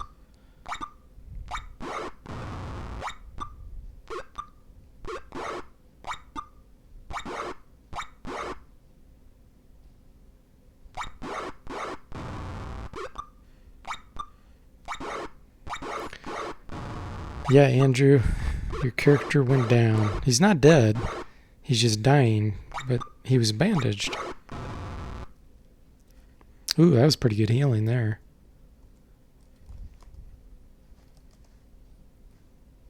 Eric's still down, though.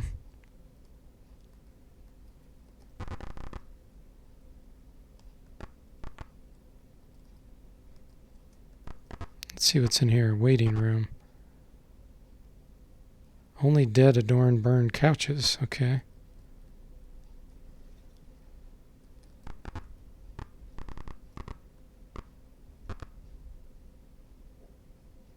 We're full in here. You're more out there. Pushes me out the door.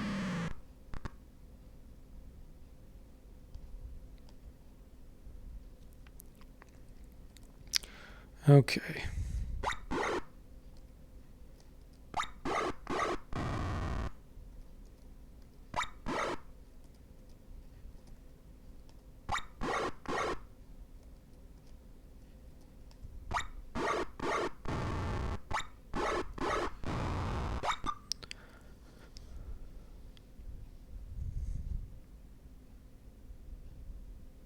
Oh, gotcha, Mistiff.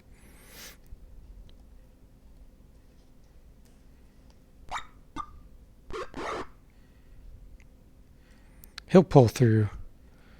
Andrew will pull through just fine. And then he'll go rest in Hawaii.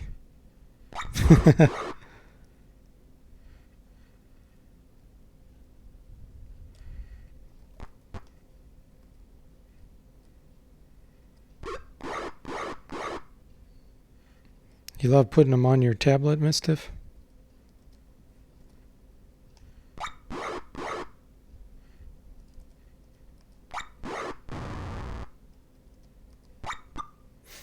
Yeah, the computer really needs to understand focus fire, how important it is.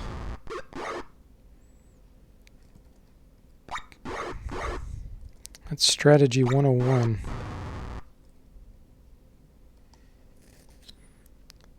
Gosh, 2 of my guys are down. That's so annoying.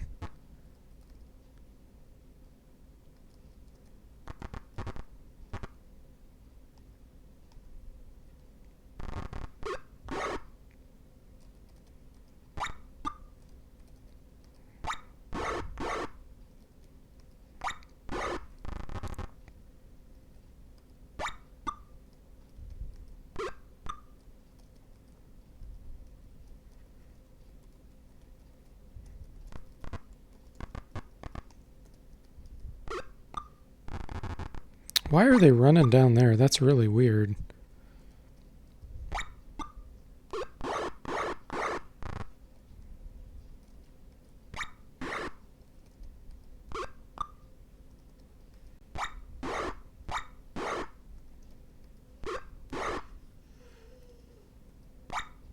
Hang on 1 second, guys.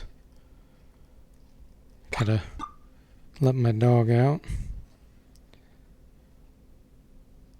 I will be right back here.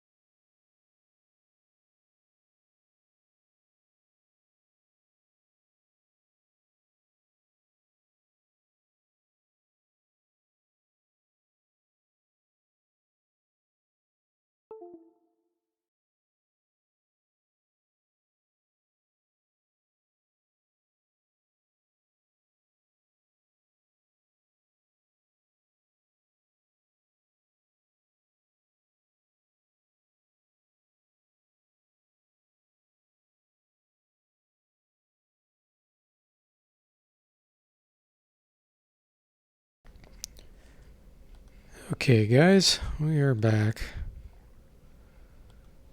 Let's see here.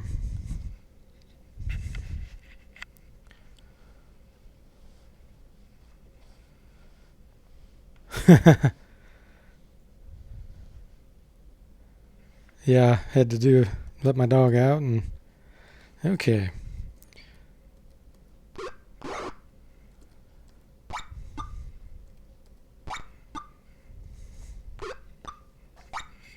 Yeah, it's kind of hard not being able to heal reliably. Like, it's weird that you can't control your healing and that the computer just decides for itself who is going to heal. It's just kind of annoying. Why can these guys not reach me? Look at that. That's artificial ignorance. So they're right there and they can't figure out that you got to walk through this doorway.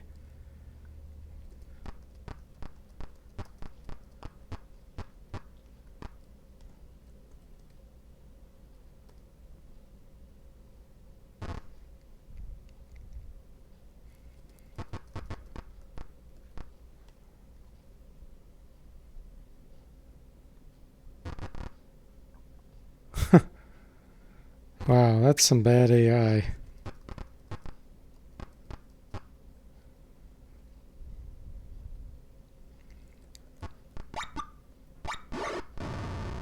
Electronaut walks around the corner and gets nailed.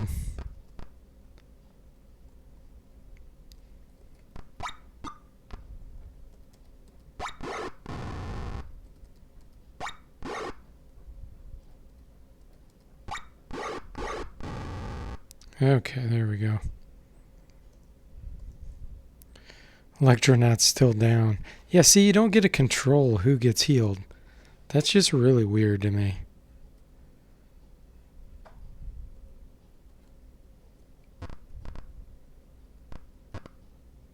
Okay, here we go again. This time I'm going to control them.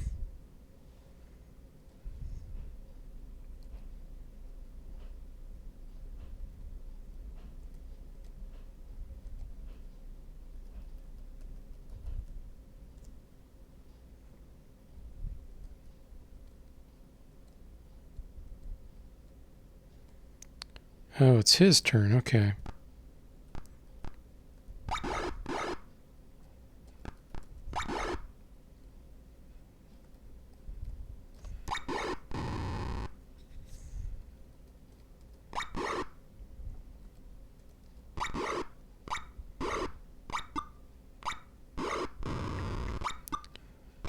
Gabriel only had 1 hit point.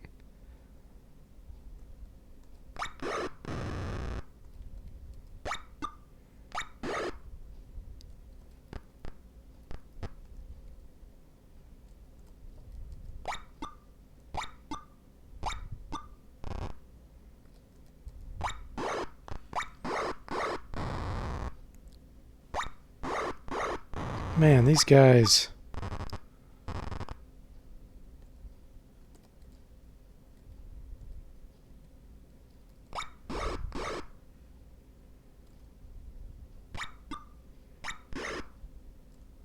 They have such a high chance of hitting me. And their armor class is only 6, and my guys just suck.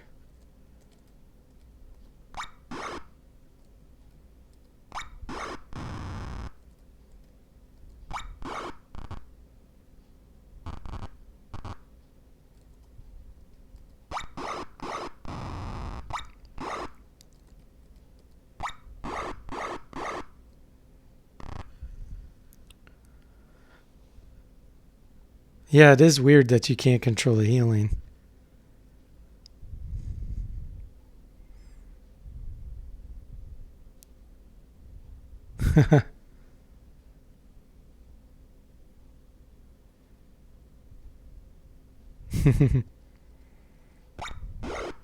Yeah, I named my guys based on who was at the stream first last time.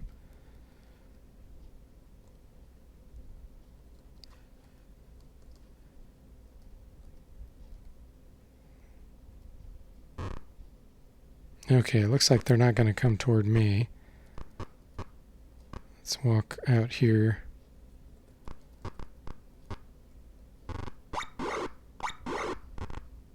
There we go. Now I can throw this dazzle grenade.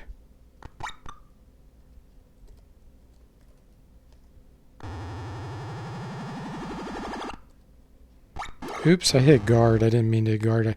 I thought that was gear. They killed me again. Okay. Well, we'll do it one more time. I just can't heal my guys, which is a big problem. Let's see. I wonder.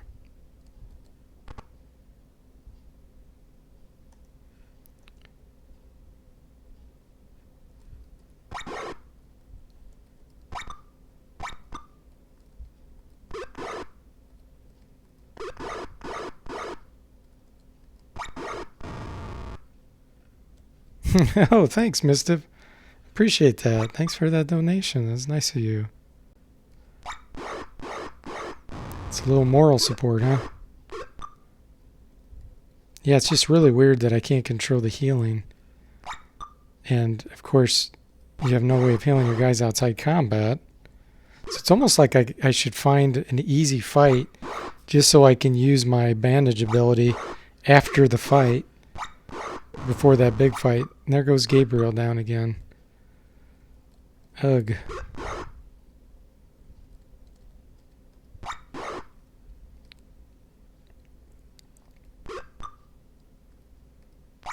I think Gabriel's one of my healers too, one of my medics. So when he's down for the battle, he doesn't probably heal any afterwards.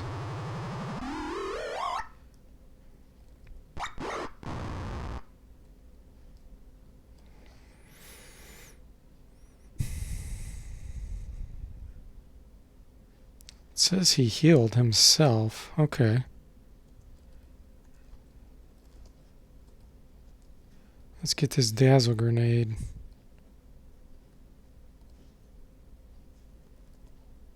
He still has the spacesuit. Let's armor class 2. Armor class 0. Yeah, that helps a lot.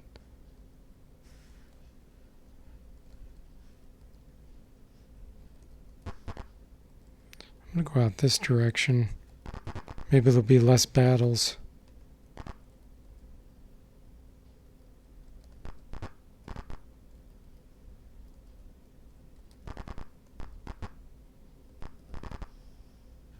Got one more. Mistiff says, is there any way to set at what point they heal? It doesn't seem like it. It just seems like after every battle they just do it and you're kind of at the computer's mercy.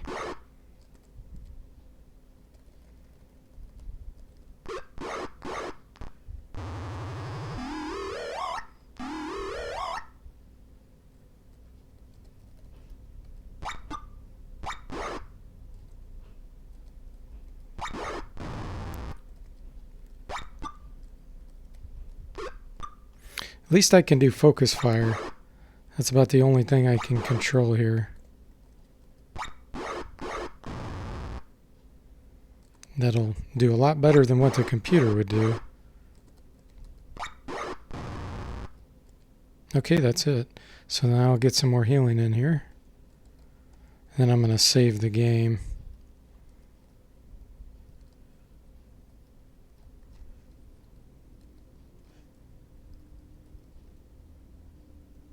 Okay.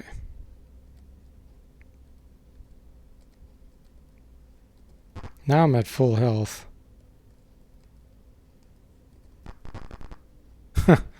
Another battle. Oh, set them to aggressive. Yeah, I don't think there's any way to control that.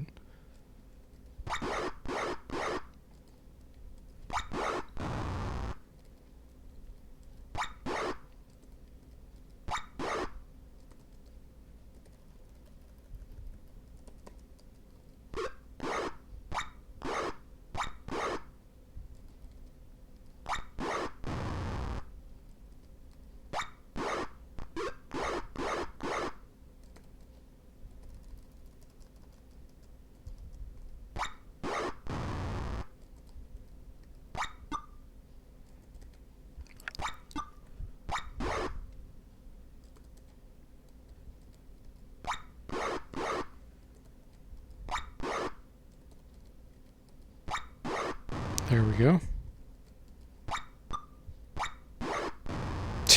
Leandro goes down again.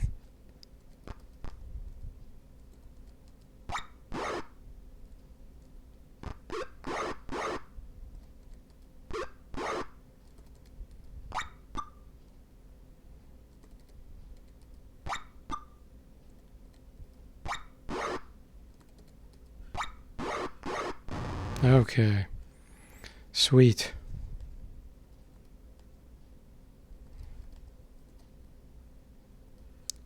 Think he only has a spacesuit.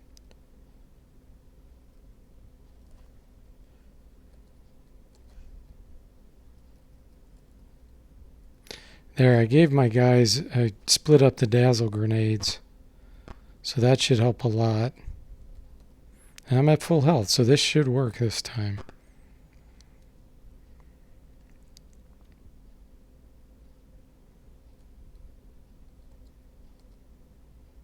Okay, he does not have one.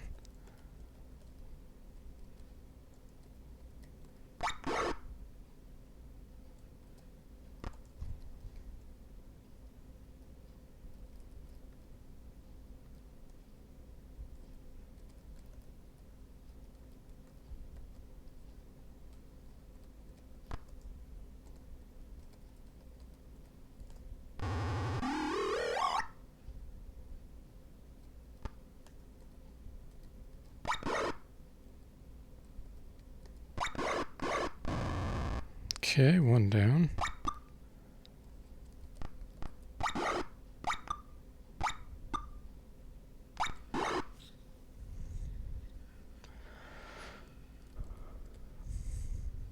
Loving or watching, are they all ghosts? I don't know, Mistiff. I think they're probably just multitasking or...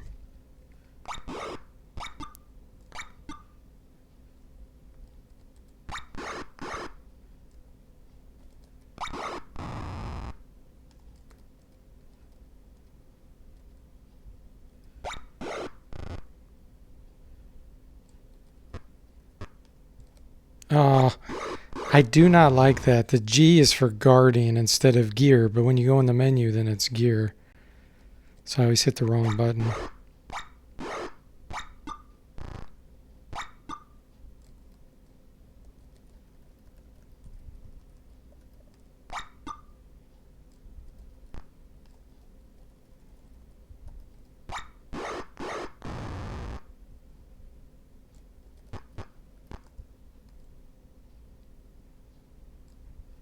View. You have to hit view, then gear.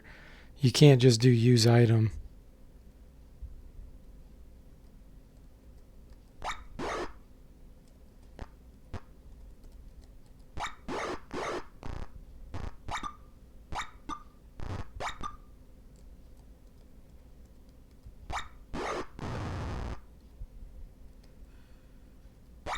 Hey, Jam LSNK, welcome to the stream.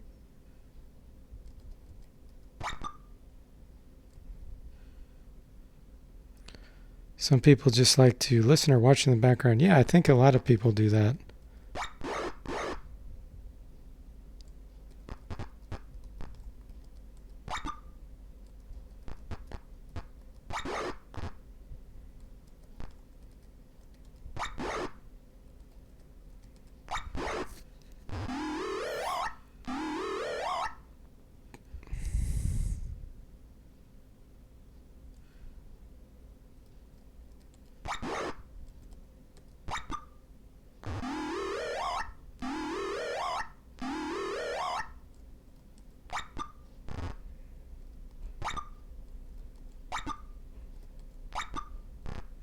Now the blind really is impacting.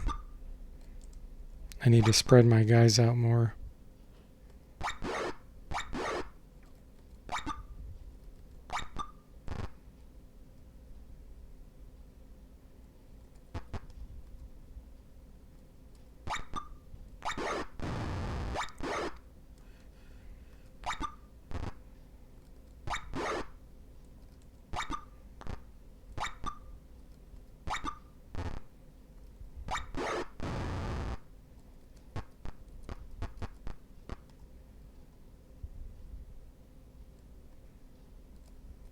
Okay, his blindness wore off.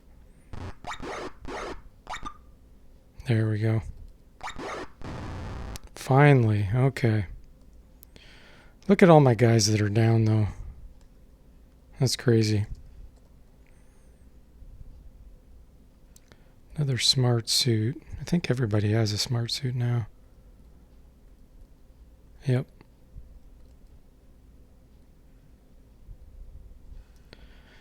If you shoot at him, you may damage the controls, which operate the base's missiles. I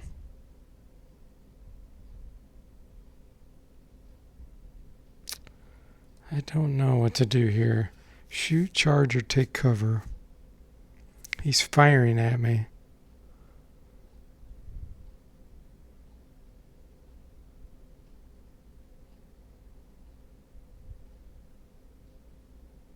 I mean, in real life, I don't think you would charge at someone that's shooting at you. Oh, JML says he usually watches YouTube on his My Shield, so he has no chatting. No, this is the DOS version.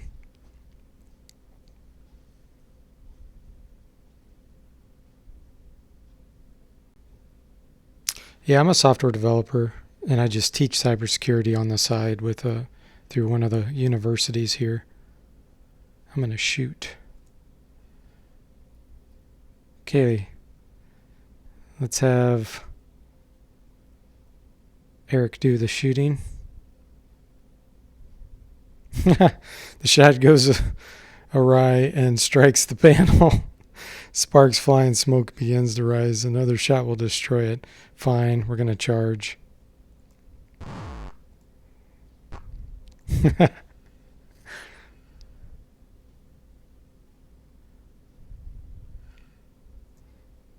Yeah, I teach quite a few different computer classes, like one on Bitcoin and cybersecurity, Mac-related stuff, just all kinds of stuff. Yeah, you can tell me about an email you received from Amazon. Okay, Eric, we'll see you later. Have a good weekend.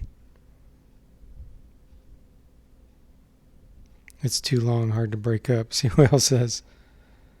He grabs a grenade and pulls the pin. You can either dive on it or dive for cover.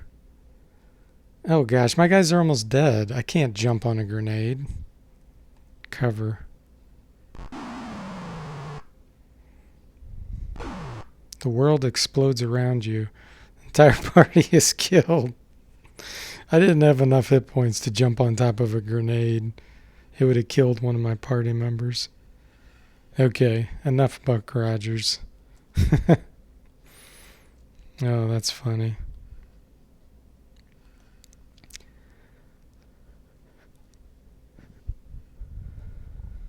Sewell says, your email address and phone number were disclosed by an employee of a company that provides customer service support for Amazon customers to a third party in violation of our policies. As a result, the employee has been terminated. We are supporting law enforcement in their prosecution. No other information related to your account was shared. This is not a result of anything you have done, and there is no need for you to take any action. Sincerely, Amazon Customer Service.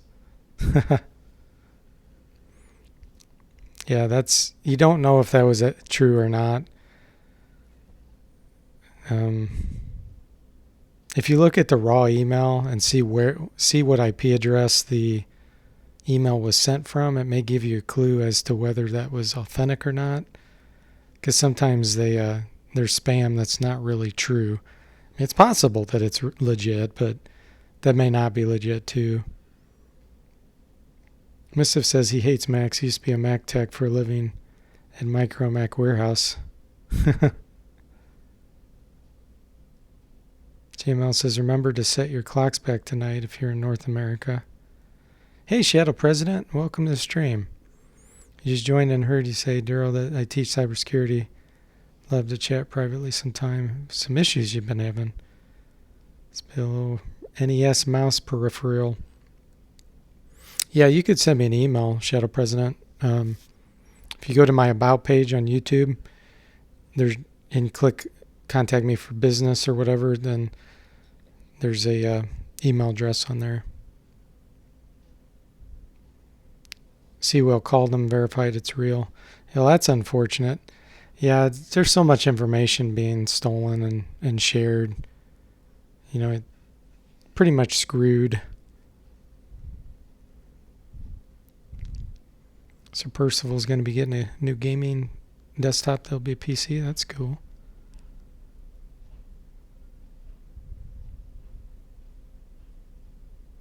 Shortest weekend of the year.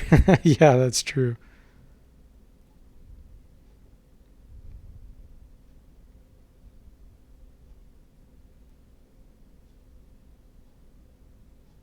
Yeah. Yeah, you can contact me, no problem. Yeah, there's so many things that people don't know about what hackers can do. And when I was in high school, I actually wrote viruses in assembly language to learn how they worked and everything. So, my cybersecurity class that I teach at the university here is a total of, and this is short, this is abbreviated, but it's about 8 hours, but it's split up into 2 days. So 4 hours one day, 4 hours 2 days later. And I just go through all kinds of different things that people aren't necessarily aware of. So I can definitely help you out with stuff. Yeah, Andrew. Yeah, you'll be able to play Forteverse, the RPG I'm working on a tablet, a mobile device, like just a phone, PC, anything you want. Hey, Rod, welcome to the stream. How are you doing?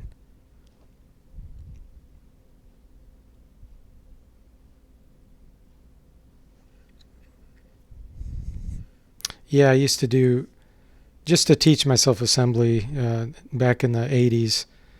I got a book that was about that thick and made a few viruses just to see how they would work and stuff in the DOS days. No, I'm not. I'm actually not an adjunct or a full professor. I only have a bachelor's degree in computer science, and here you need to be an adjunct. You have to have a master's degree. So I teach the community classes for just regular people. It doesn't count as a full like course. It's for people that are in the community. It's just through the local university. JML says check out Dan Cott 1's channel. He has demos, a lot of the old DOS viruses.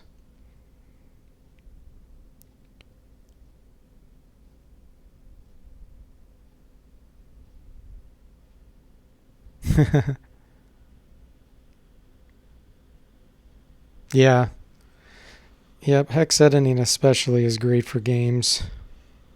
Glad you're doing great, Rod. Yeah, I'm doing good too.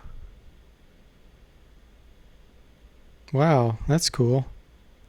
You went on vacation, went to the river, pool, played ping pong. Nice. Okay, well, let's see. What other game could I potentially start up here? We could do that. We could do some hex editing. Play around. Did you guys see my hex edit video on King's Quest 2 with the Batmobile? If not, you should really go watch that. That was really funny.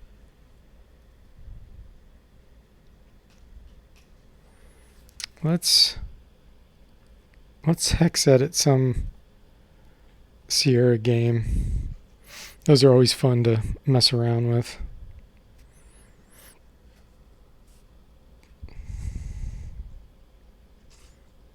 I haven't hex edited Police Quest. That might be fun to do. Let's see here.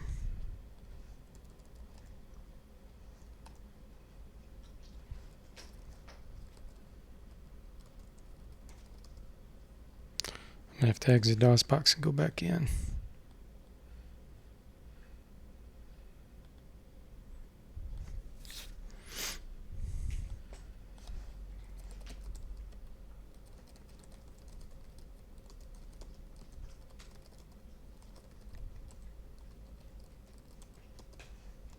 Okay. Let's look at some saved games I have here. Police Quest, save games. So it looks like the last time I played this was 2013. That must be when I reviewed this last. Yeah, so I must have reviewed Police Quest all the way back in 2013. Let's load one of the saved games here. So let's see what game 1 is first.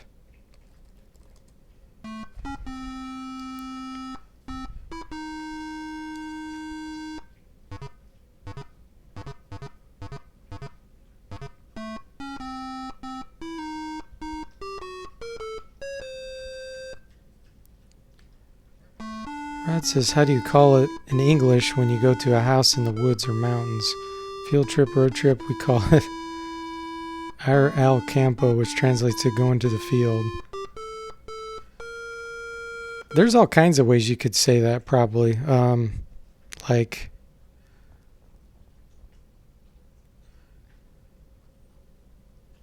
you could just say a trip, like a trip to the woods, or... Yeah, that's probably the most generic way to say it.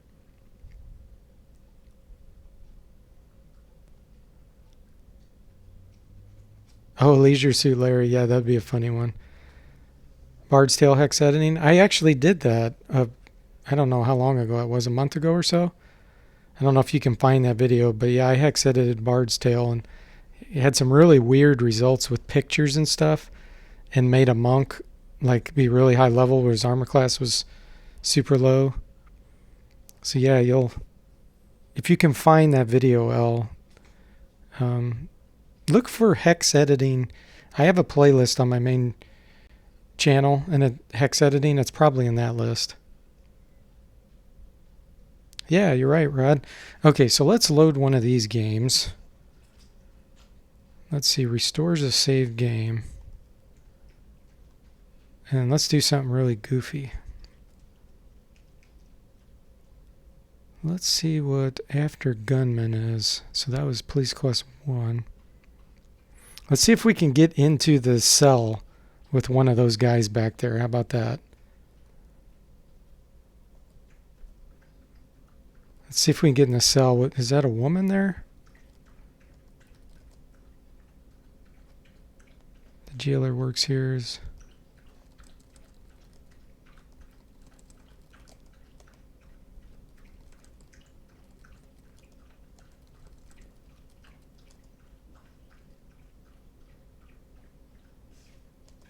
I don't know who that is. Is this going to be someone different? Hey man, let me get out of here. I didn't know it was illegal to copy discs. That's funny. From behind the bars, you're verbally assaulted. Yeah, let's see if we can get in here with this guy. All right, so what we're going to do here is we're going to save the game, which is F5.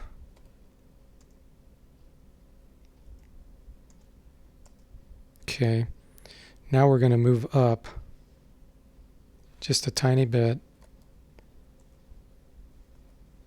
Actually, let me restore that. I'll move down because he's approaching, so it's going to make it harder to find the position to change.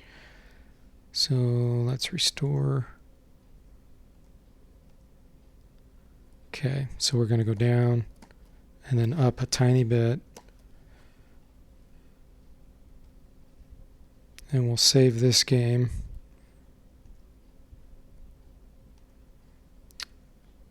And this will be save game file number 11. Okay, now we're going to exit the game. Actually, you know what? I'm going to do this through Windows instead of DOSBox. It'll be a lot easier. Then I can flip back and forth and show you guys.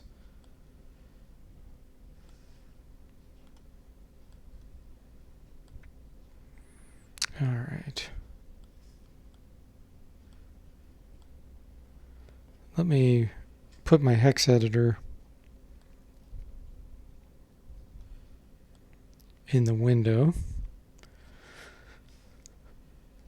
Okay, where we got window capture?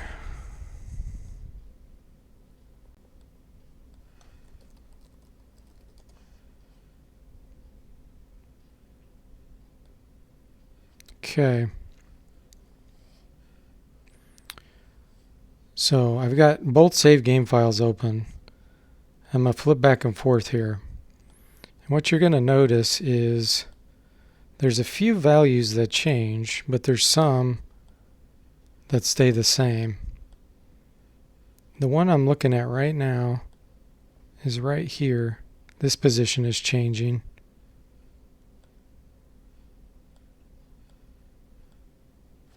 Might be easier to Alt-Tab.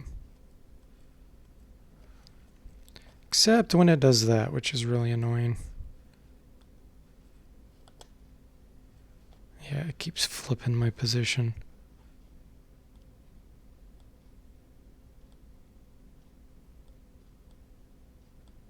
Okay.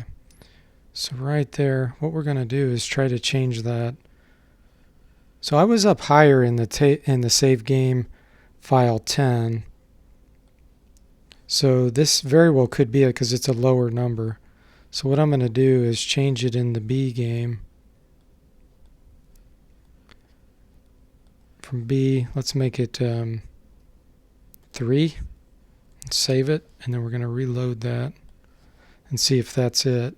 If that's the Y position. It probably isn't, but we're going to try it. Restores F7. Oh, I just realized you need to see that. Okay.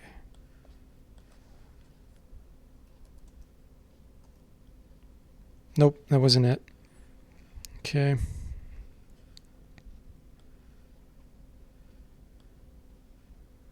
So we're going to put that back. Let's see what else has changed. 747A. There's actually quite a bit on the left side here. And then toward the top, a 64 and a 59. 1E29. Those are good possibilities. So let's change this to a 30.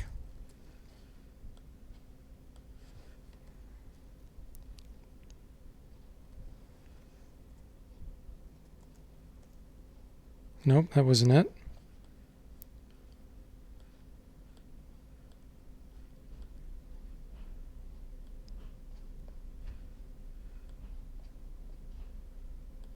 You can see it can be very tedious if you're not familiar with the structure of the file.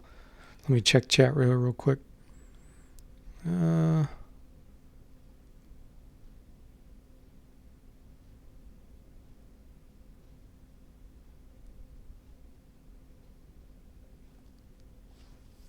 Yeah, I agree, Shadow President. I love the graphic adventure style too. It's really cool.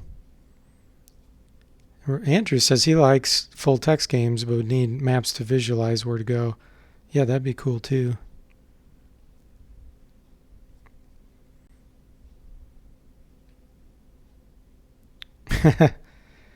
Yeah, it's a little bit complicated.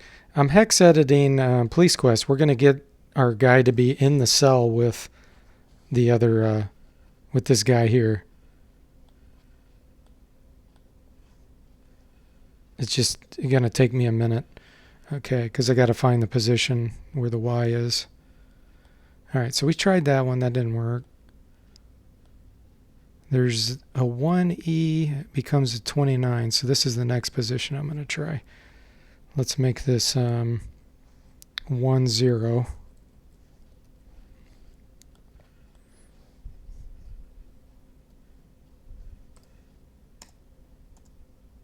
That wasn't it.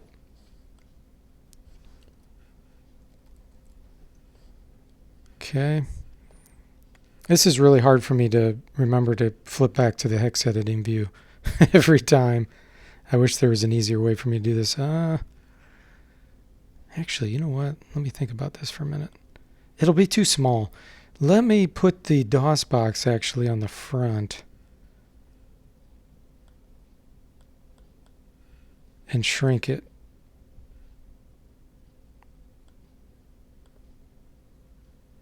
If I can grab a hold of it here.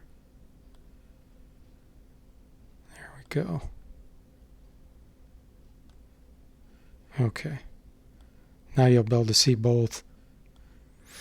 All right, next. 74 and 7A. Right here. Let's make this a 40.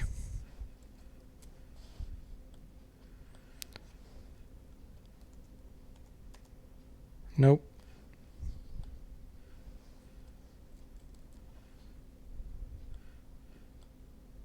We'll get it. There's not too many values to monkey around with here.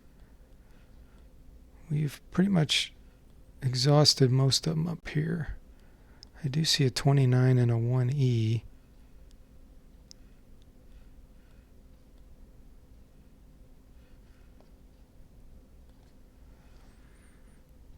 Let's make that a 10.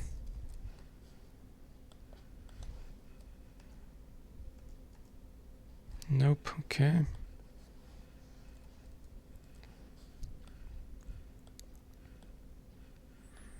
All right, let's go to the bottom of the file. This is a pretty small file.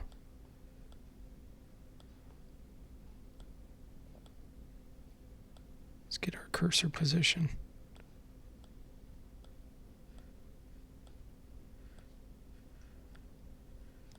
Yeah, there's not much left here to change. So that's really good news. We'll have this real quick here. 89 8A.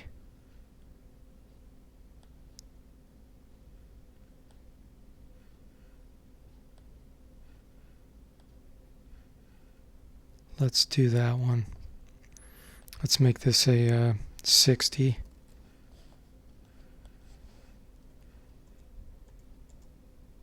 That wasn't it.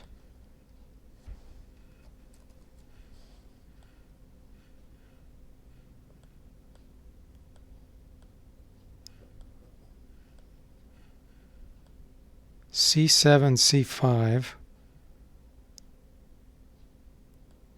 Okay. Let's make it a B7.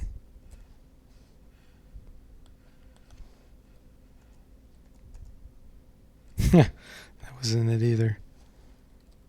Gosh, there's not much left.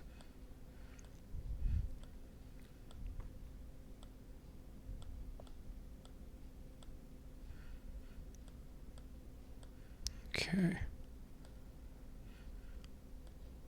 So that 4 there will change to a 1.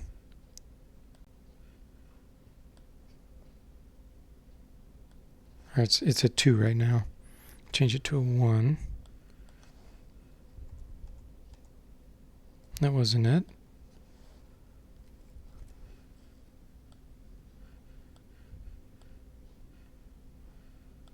Every time the stupid hex editor changes position of the cursor. OA, OB. I thought I already changed that one. 74 and 7A.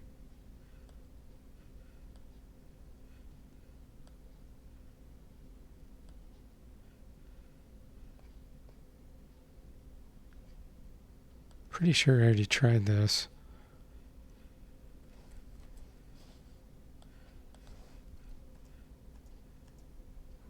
Yep.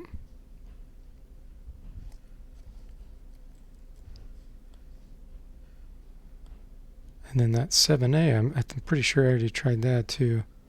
7A, let's make it 4A.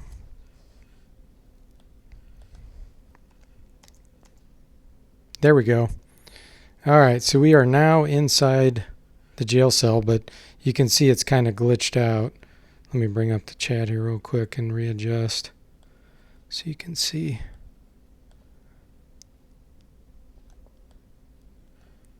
We are now walking on the jail cell. Let me move it around. So, you know, now we're up on the ceiling. So some of the King's Quest games, when you do this, you actually appear behind the bars. Oh, look, it won't actually let me get in there with the guy. Now I'm walking around on that wall. I'm like walking right in front of him. Yeah, sometimes they actually will draw it behind the bars. But they're not doing that for the King's Quest. Now that guy on the right is responding. Look at that. He's turning based on the X position still, even though I'm up here, which is kind of funny. Now, interestingly enough, there I am behind the wall. And then all of a sudden, he appears on the other side of the wall. Oh, that's funny. Let's see. Look at the chat.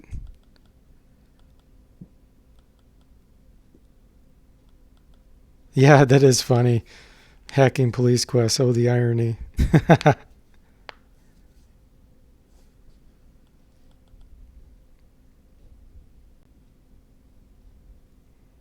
Man, I'm missing a lot in the chat here. Whoa.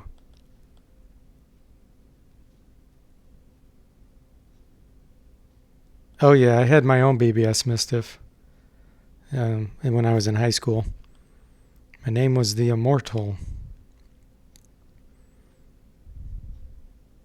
My parents got me a separate phone line. I had it up for a couple years. I actually did a review of Food Fight on here. That was a BBS game. Started up an old BBS. I think I did World War IV and did Food Fight if you want to have some recollections of the old BBS days. Oh, Shadow President remembers. Yeah. The Pit. I remember that one. Yep. I don't remember Lord or Trade Wars, though. I remember Food Fight and The Pit and some others like that. Yeah, you can teln that into some old BBSs still. Yep, good old BBS days. The ANSI graphics, yeah.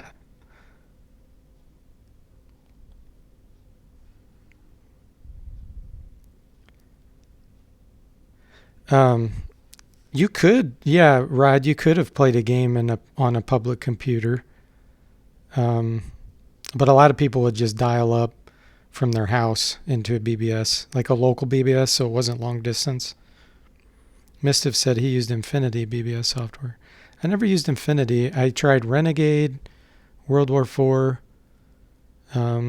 Seems like there was one, something Fox. I don't remember the name of it, but I tried that one too.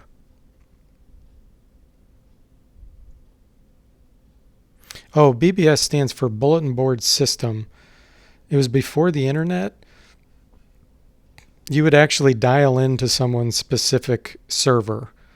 So like it was, and you had email, but the email was local on that server. And like let's say a BBS had 10 phone lines, then 10 people could call in at the same time. And you could even play games together and stuff. So it was pretty sweet. But it was all, ANSI graphics. There was no bitmap graphics or anything like that. It was just characters. ANSI characters represented everything. So it was just basically the internet before the internet. Yep. You could upload software, and that's when viruses started to come about. Yeah, it was a lot of fun. But yeah, I did a review on Food Fight if you want to see that. I give a little more info about BBSs on there. But anyway, this was fun. Let's see what happens. Oh, he walks over there and he kind of disappears behind the wall too. What if I walk down here? Oh, look, I kind of got stuck now. Let me see if I can go back around this way. Yeah, I can't go into the cell. That's funny. I'm walking in front of that guy even though I can't get into the cell.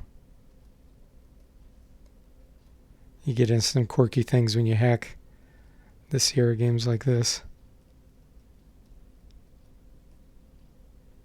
But yeah, go check out my Batmobile, King's Quest II. Hex Edit Hack. That was a lot of fun.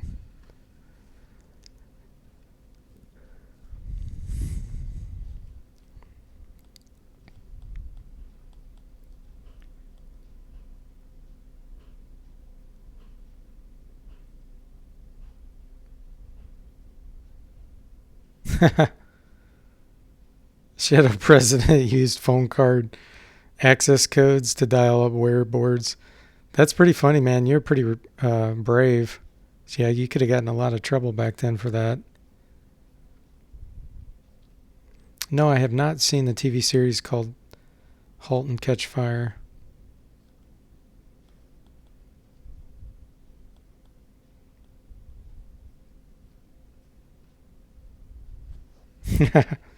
Had to get printer protection, or they send you a print code to freeze up your machine. Sewell said.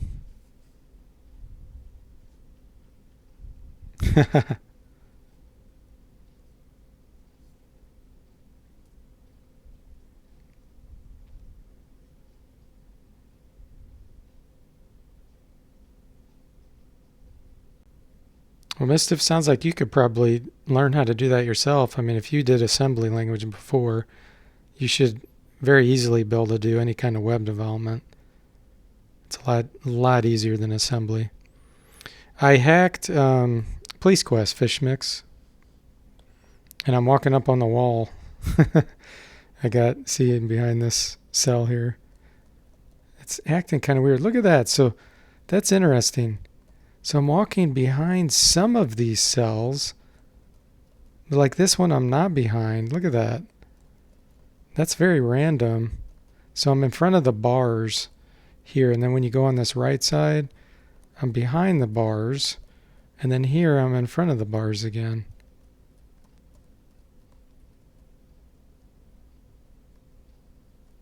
I wonder how they're doing that with their game engine. And then back here you walk through the wall. It seems very random. And then I'm behind the door, but I can't exit now.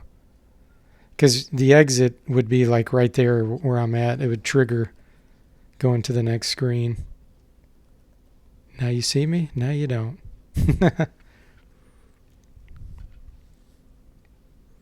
Rod says, I have to see it. I think he'll like it. Yeah, I'll have to check that out.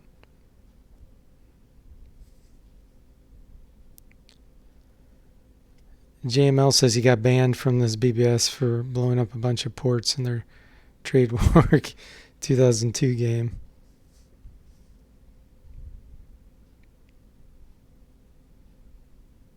Yeah, it's weird. This is the weirdest I've seen yet. Normally in the King's Quest games and even Space Quest, it's pretty consistent with how they render the graphics. But this one seems very random. I don't know.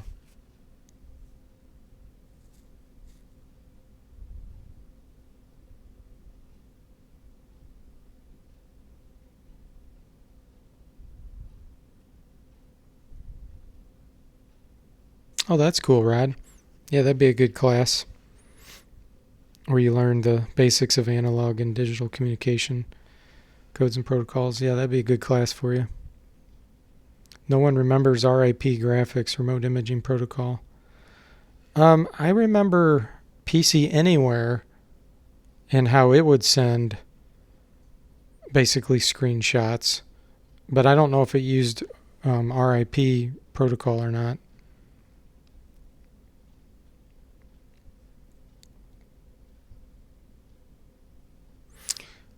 Police Quest, or all the Sierra games, they had their own game engine. So it rendered the graphics, it did everything for them, and they just kind of scripted it out. I think it was called AGI. They may have had two different engines at some point, I think. They had an initial one, and then eventually they came out with a more powerful one. So it probably was sprite driven.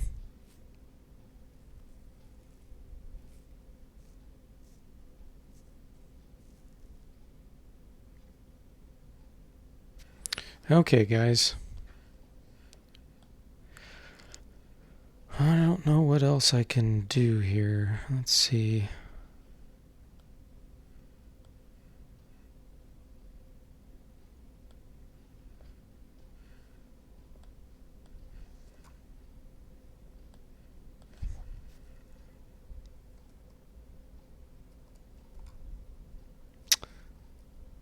I wonder.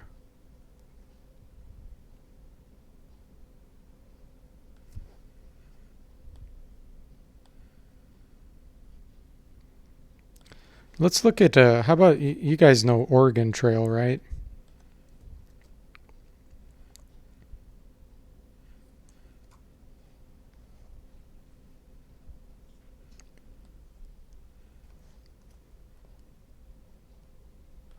So let's open this in a hex editor. Make sure you're seeing it. Okay. So this is a tomb file of the Oregon Trail. And you can see it has some text that gets displayed. I don't know if you remember when you die, it actually shows you a grave. And I always thought that was funny. It has PWNED in it, you know, like owned, but a typo. I thought that was a modern day thing where, like, that was a meme for a modern day where someone did a typo for owned and accidentally put a P. But this is old, you know, Oregon Trail's old. And in this file, it has Charles owned in it, which I think was funny. So let's see what kind of things we can see in this.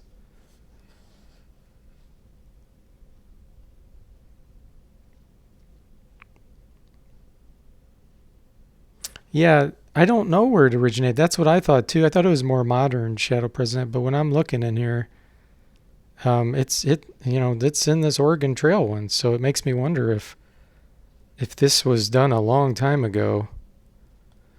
But you could change this if you wanted to. So when you died, it looked different. But let's see what else we can look at in this game. Here's the high scores. As you can see, there's mine when I did a review on this. I'm guessing these two spots here are the score. So that'd be funny. You could just cheat, invite your friends over, your non-technical friends, and just say, "Hey, look at my score," and you could set it super high. Be like, "How did you get that score?" Let me see if it actually shows you the score when you go in there, or if it's when the game's over.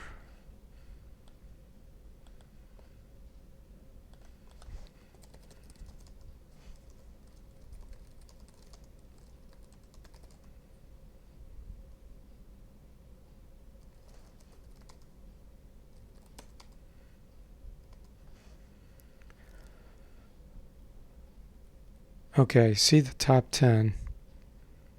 So there's Daryl. My score was 1392. Well, we're gonna change that. We're gonna beat Stephen Meek.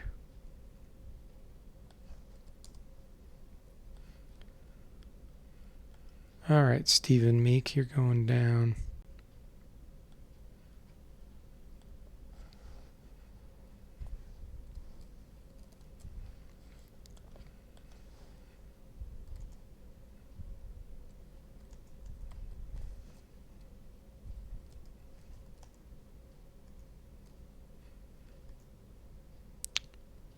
So I changed Williams' score, not mine.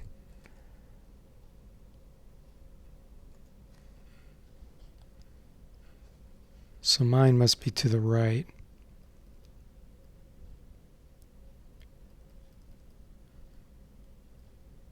It must be this one here.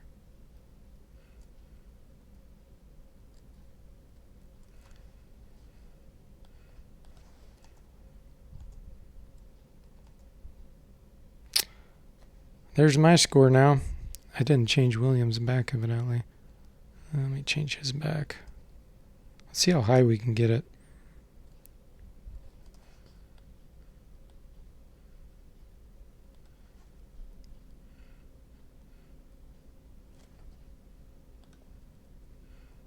This should be the maximum, but it might freak out with being that high. Let's change Williams back down.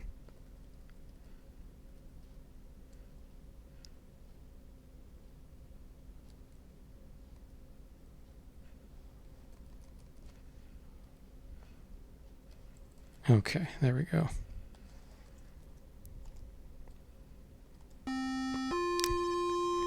Look at that. That caused it to freak out.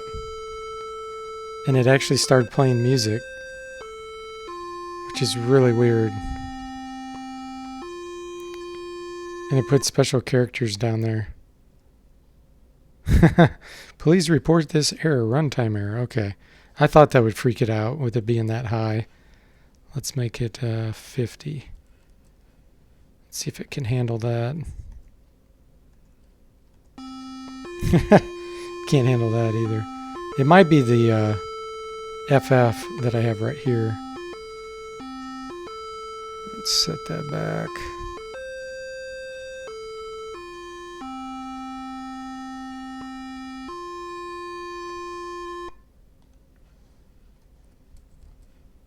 Okay.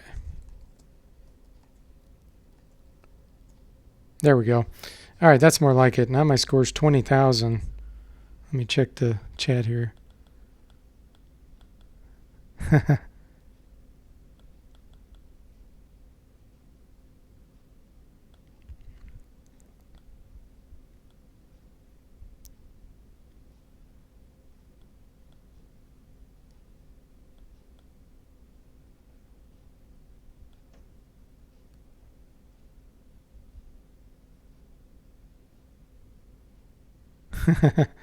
Yeah, I wonder if it'll tell me like what it's going to say with how the scores are owned or was produced.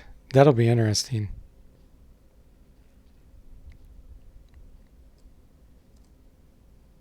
Oh, that just gives you instructions. Okay. Okay. Well, that's not very interesting. Oh, did you even see it? Hold on a minute. Yeah, okay, good. I had the DOS box on the front. I was a little worried about that. That you weren't seeing it. Okay. Let's see what other things trouble we can get into with this hex editor on there. What do we got? Let's look in the executable. See if we can find out what it was made in and everything.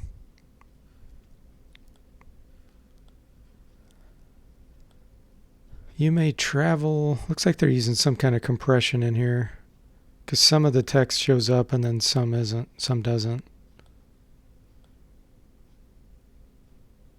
A lot of it's not readable.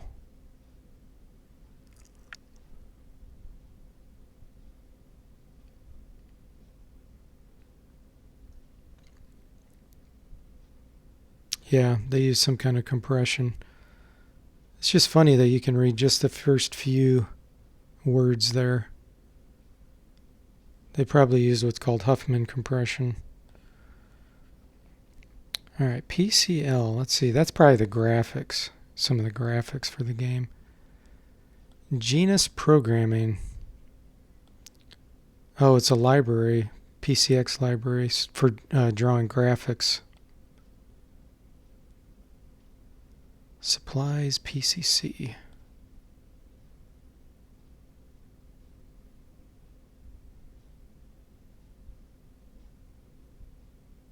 Yeah, I bet that's all graphics in there. It looks kind of like bitmap type stuff. So here's MCGA. So this is going to be the MCGA graphics for the higher color. Yep. PAL 256. This might be a driver. No, it looks like it's just the palette they were using. Here's a README. This is just the manual. Exciting MS-DOS products.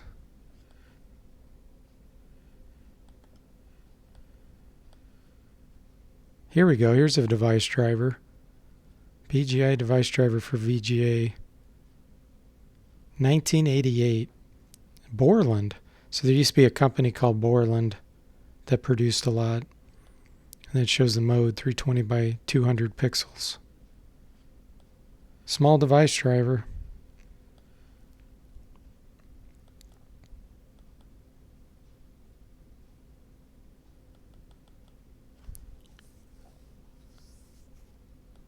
some compression, the way it works is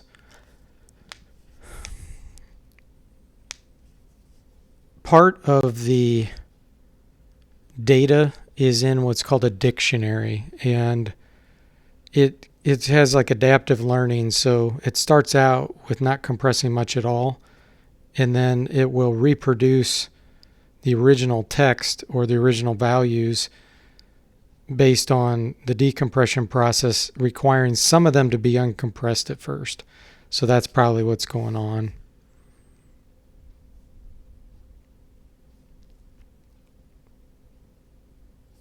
No, I don't know what it was written in, L. It doesn't say. It just said Borland was the creator. It didn't say what kind of language. Okay. Like, let me find another game I'll show you. Let's do Might and Magic 4. So if we look at Zine, usually you can get a hint as to what it was written in. As long as it's not compressed. If the executable is compressed, a lot of times you can't see. Okay, what do we got? That doesn't really give us a clue.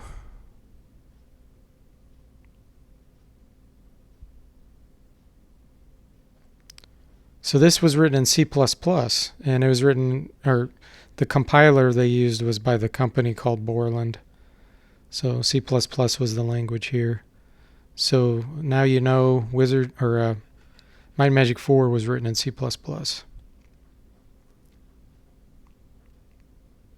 Here we can see some of the creatures in here. Swamp Thing, Evil Ranger, Priest. What is that? Gazong 1? Flying Feet? That's weird. Huh. Darzog clone. Zanesguard. Isn't Zanesguard like a dragon or a creature or something? Maybe a giant cat or something weird.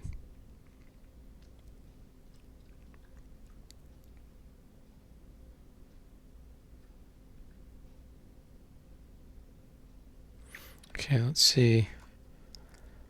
Let's look at Fantasy 3, see if we can find out what that was written in.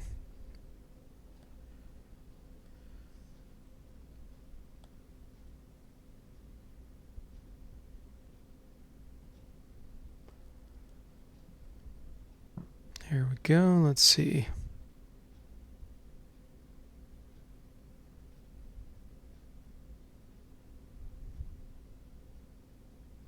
You can see some of the text that appears in the menus here. A cave smelling of sulfur. Many men guard a tent here, so we can see some of the text that's in the game. Here's some of the weapons. Sword +10, halberd +5.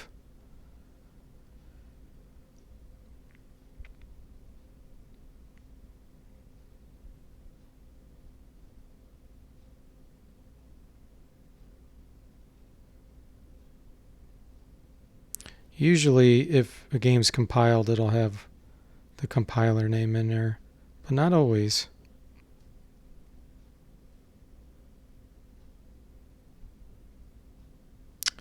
I didn't really see anything. I doubt this is Borland.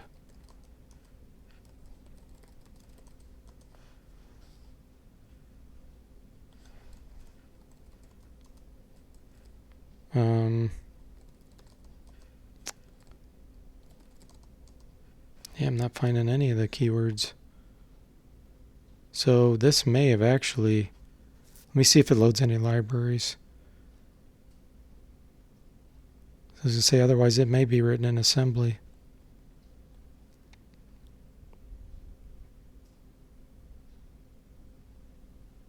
Stack Overflow.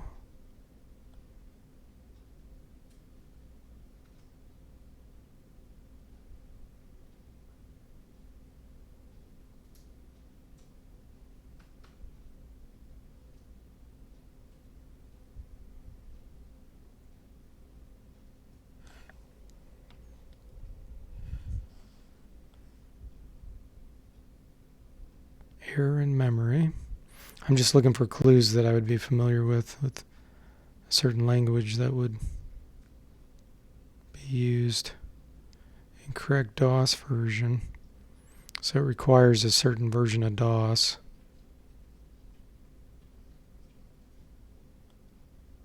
Path equals CV debug.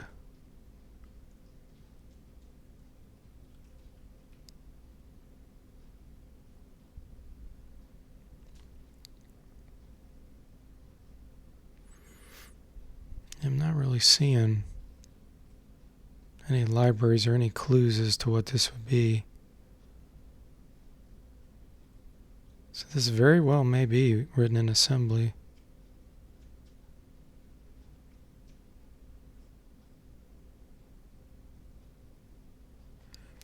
That would be my guess. Let me go back and look at the chat here.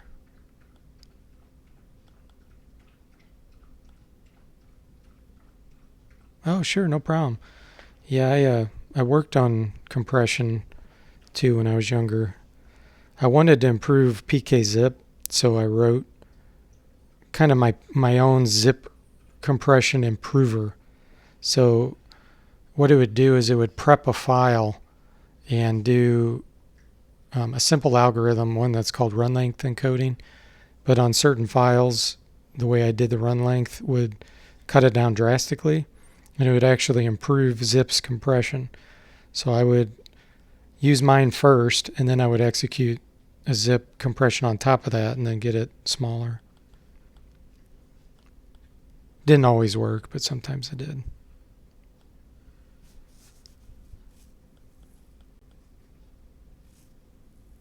Shadow Presence says Borland's Turbo C++3 was his first real non-basic language.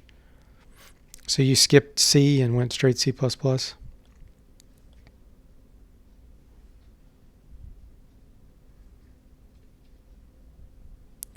Rod says he learned programming basics on Excel writing, VBA.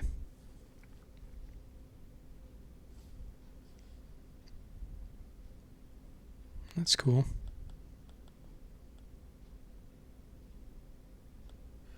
Okay, we'll do just a few more and then we'll probably go ahead and stop the stream here. Let's look at Gold Rush. That's a Sierra game. Okay, so that's a COM file, which probably just kicks off their game engine.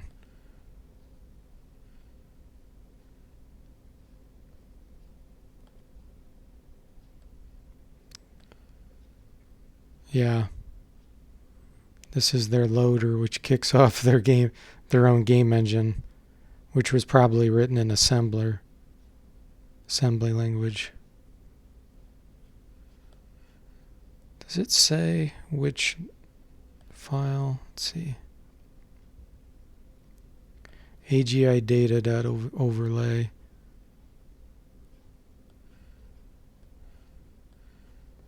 So this might be their game engine right here, Sierra's. Oh, it is an executable. Look at this. It starts with MZ, so that means it's an EXE, even though it doesn't have the extension there. So let me do something here. We're going to actually try to run it as an EXE and see what it does. I'll rename it. Can you see what I'm seeing? Okay.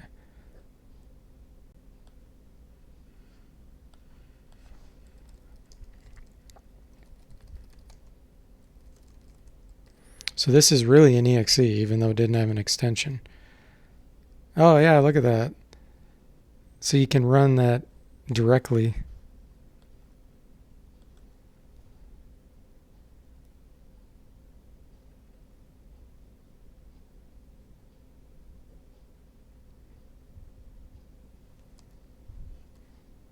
Cool.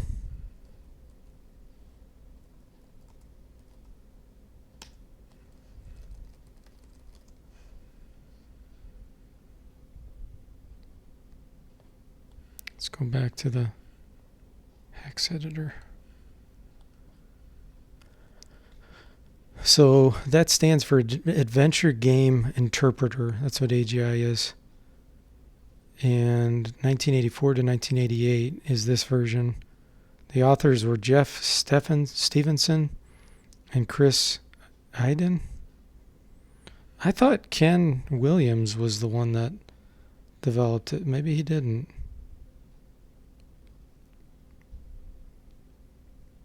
I know they purchased some people's games.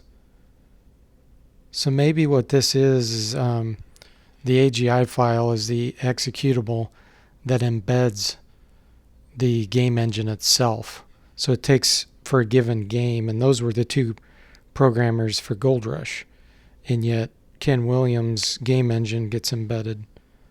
So they probably let some companies actually use, kind of license their game engine. And this is probably a driver. Let's see. No memory. Version 3.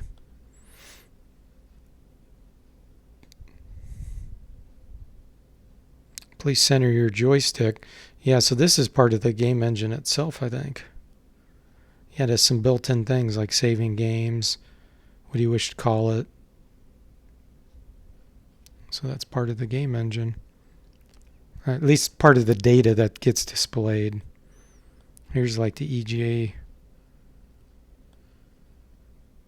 Probably driver. It's pretty small. This is probably graphics. Town. Oh, it's a save game. This is a save game file. Yep.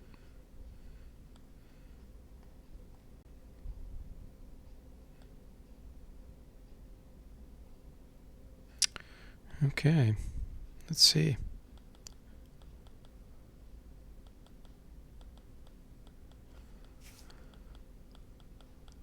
Glad the chat's nice and busy. I'm missing a lot though.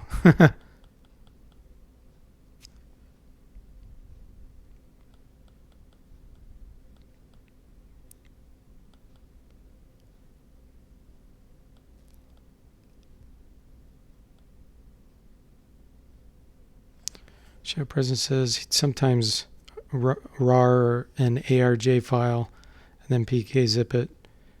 Not for just compression purposes, but to mess with friends. That's funny. What's the difference between a COM and EXE file? So COM files, the maximum size they can be is 64 kilobytes. They're basically like real-time executables. And it stands for command. And that's the original file that DOS would execute. EXE stands for executable files. And the guy that came up with that standard for DOS put his initials in all EXEs. That's what that MJ stands for at the beginning. Let me look up the guy's name real quick because I can never remember it. I think it's Michael something.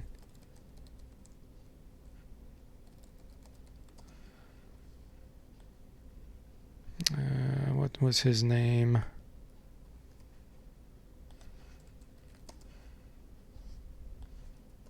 There we go. Mark. His name's Mark Zabrowski. So he's the one that came up with the standard. And so that's called a magic code or a magic number at the beginning so that you know it's an EXE. So he put it in there. But EXE files have all kinds of other information in it, like the stack size, how much memory the EXE is going to use, and it has all kinds of different sections. So you could have data in one area and executable code separated, whereas COM files aren't that way. COM files were basically just executable code, and most of the time you would put your data and stuff in a separate files. So EXEs don't have the limitation of the 64K size like command files do. But that's basically the biggest differences between them.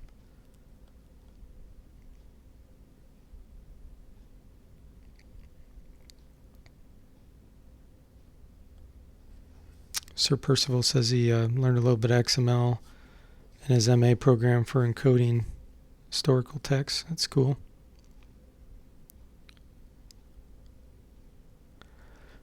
Rod says, how much does DOS weigh? Could you have it in a small board similar to Arduino? I'm not sure what you're asking there. How much does it weigh? And then Seawell says, do I think I'll do some Wizardry 8 tomorrow? Heck yeah, we'll do some Wizardry 8. Absolutely. Let's see.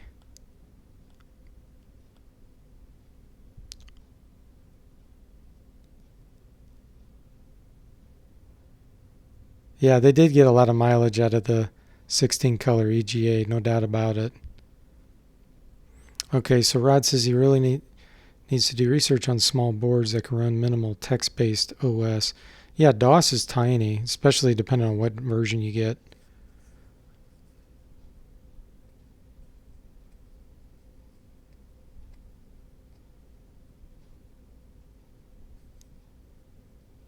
Oh yeah, I saw that video, Shadow President. The Metal Jesus Rock talking about they worked for Sierra. Yeah, what did they do? I think they were like in tech support, weren't they? Wasn't it something like that? And yeah, Ken was the programming guy originally, and his wife, Roberta, was the story writer and designer. Yeah, that was pretty cool. Mistiff says, you ever try HXD hex editor? I don't think so.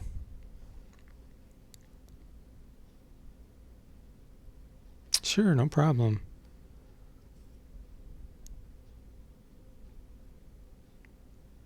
Yeah, I do remember that, Mistiff, when Bill Gates said 640K was more than you'd ever possibly need.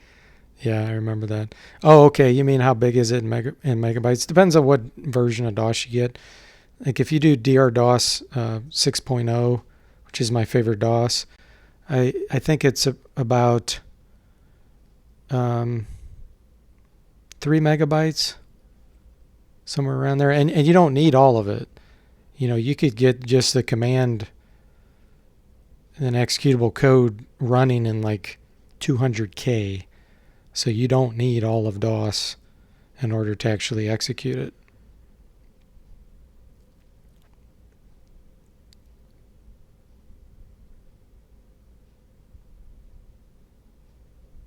Oh, if it runs Linux, yeah, then easily it could run any kind of DOS. Linux is absolutely huge compared to DOS.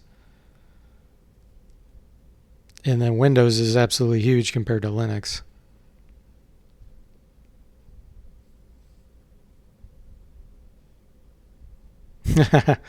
Mister says he used to want to marry Roberta Williams when he was a kid.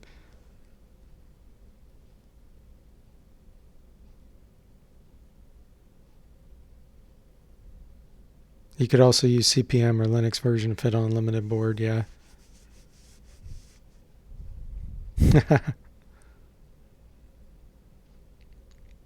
One of the reasons he wanted to learn Java, Rod said, was to program embedded devices. That's funny. All right, guys. Well, I guess I'm going to probably call it quits tonight. Hate to cut the chat short there. You guys are having a good time. It looks like chatting. If you have any more questions, let me know, because I could give a little bit more information if you want to know it before I quit stream here.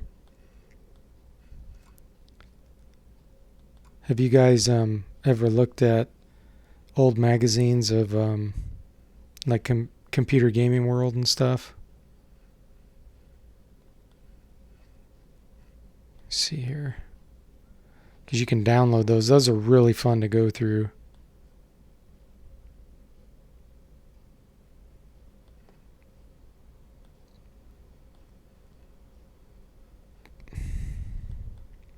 Like here's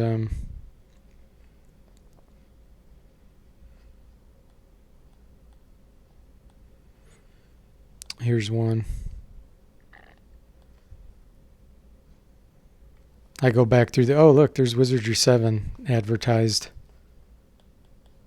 But you can download all these for free, online. They're archived.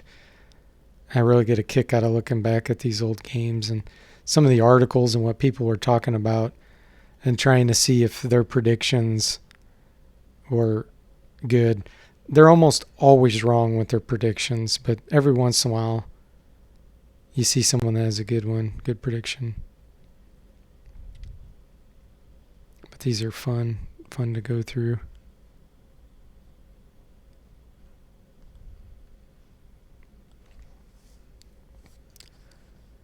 Yeah, my pleasure.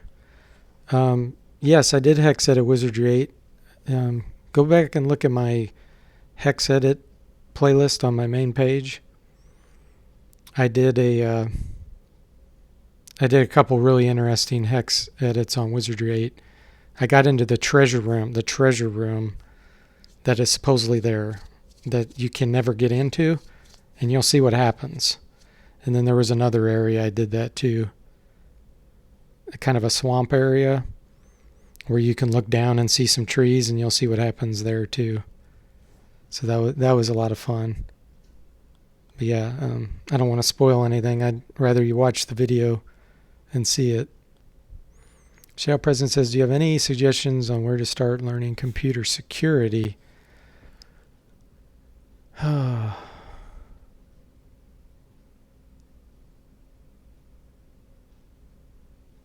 That's a good question. There's a couple books. They're going to be kind of boring, but they would introduce you to the subject. Let me look up the name of it. Let's see, what was that called?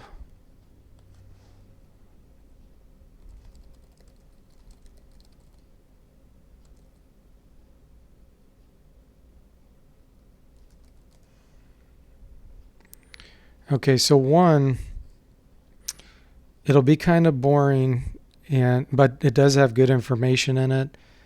It's a guy named Mike Myers, and it's called CompTIA Security Plus. So that might be one to get you started to look at. It's some of the things you may already know, but there's a lot of information in there that covers a lot of topics, and his books are pretty good. So CompTIA Security Plus by Mike Myers. That's probably where I would start.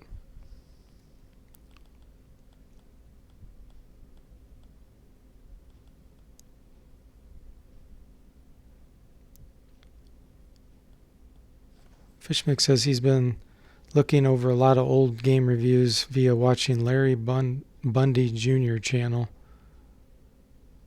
I've never heard of that channel. I'll check that out.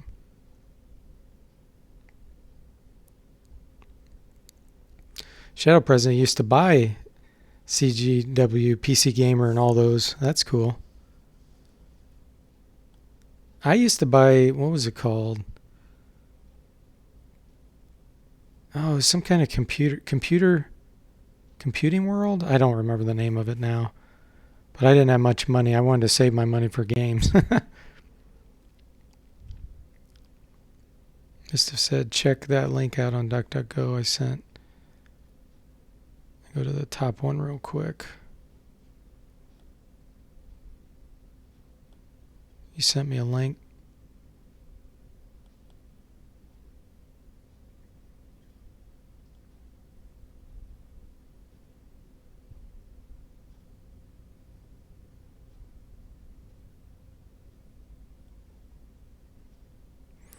Remember Video Games and Computer Entertainment from Larry Flint's company.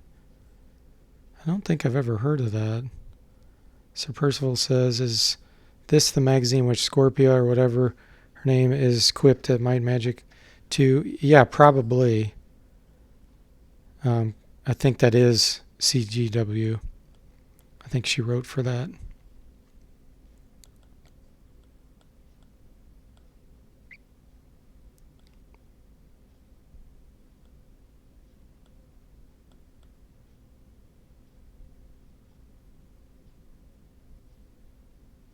Oh, okay, gotcha, Shadow President.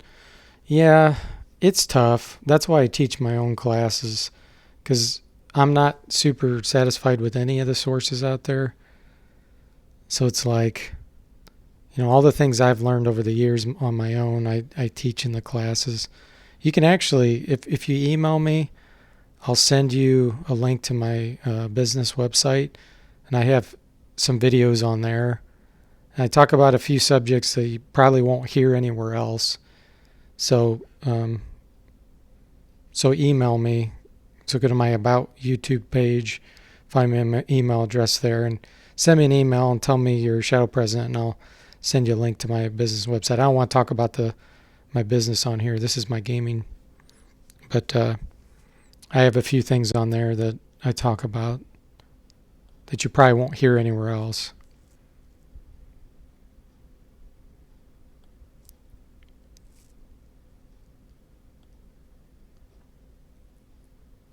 You'd have to order a copy of that, Shadow President.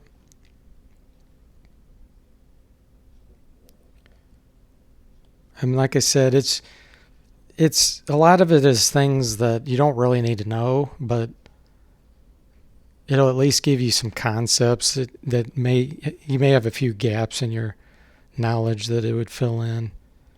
Yeah, it is really hard to get good sources for good security related things. I'll just say it that way. Oh yeah, Byte Magazine. I remember that, L. That was a cool one. Computer Gaming Monthly. Yeah, I remember that too, Mischief. Yep.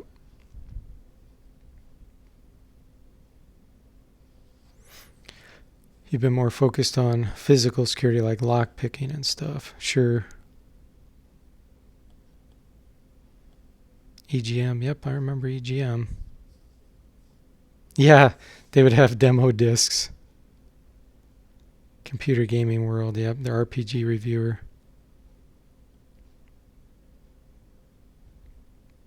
Yeah, I didn't know about Scorpia back then, but lately I've gone back and read some of her stuff, and she can be very harsh on games, like really, like over the top. Yeah, sure, no problem, Shadow President.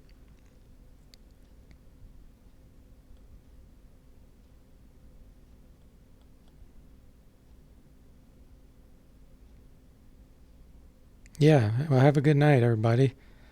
So, hope you enjoyed the stream. Sorry it wasn't a whole lot of gaming, but the chat was just kind of going crazy. So,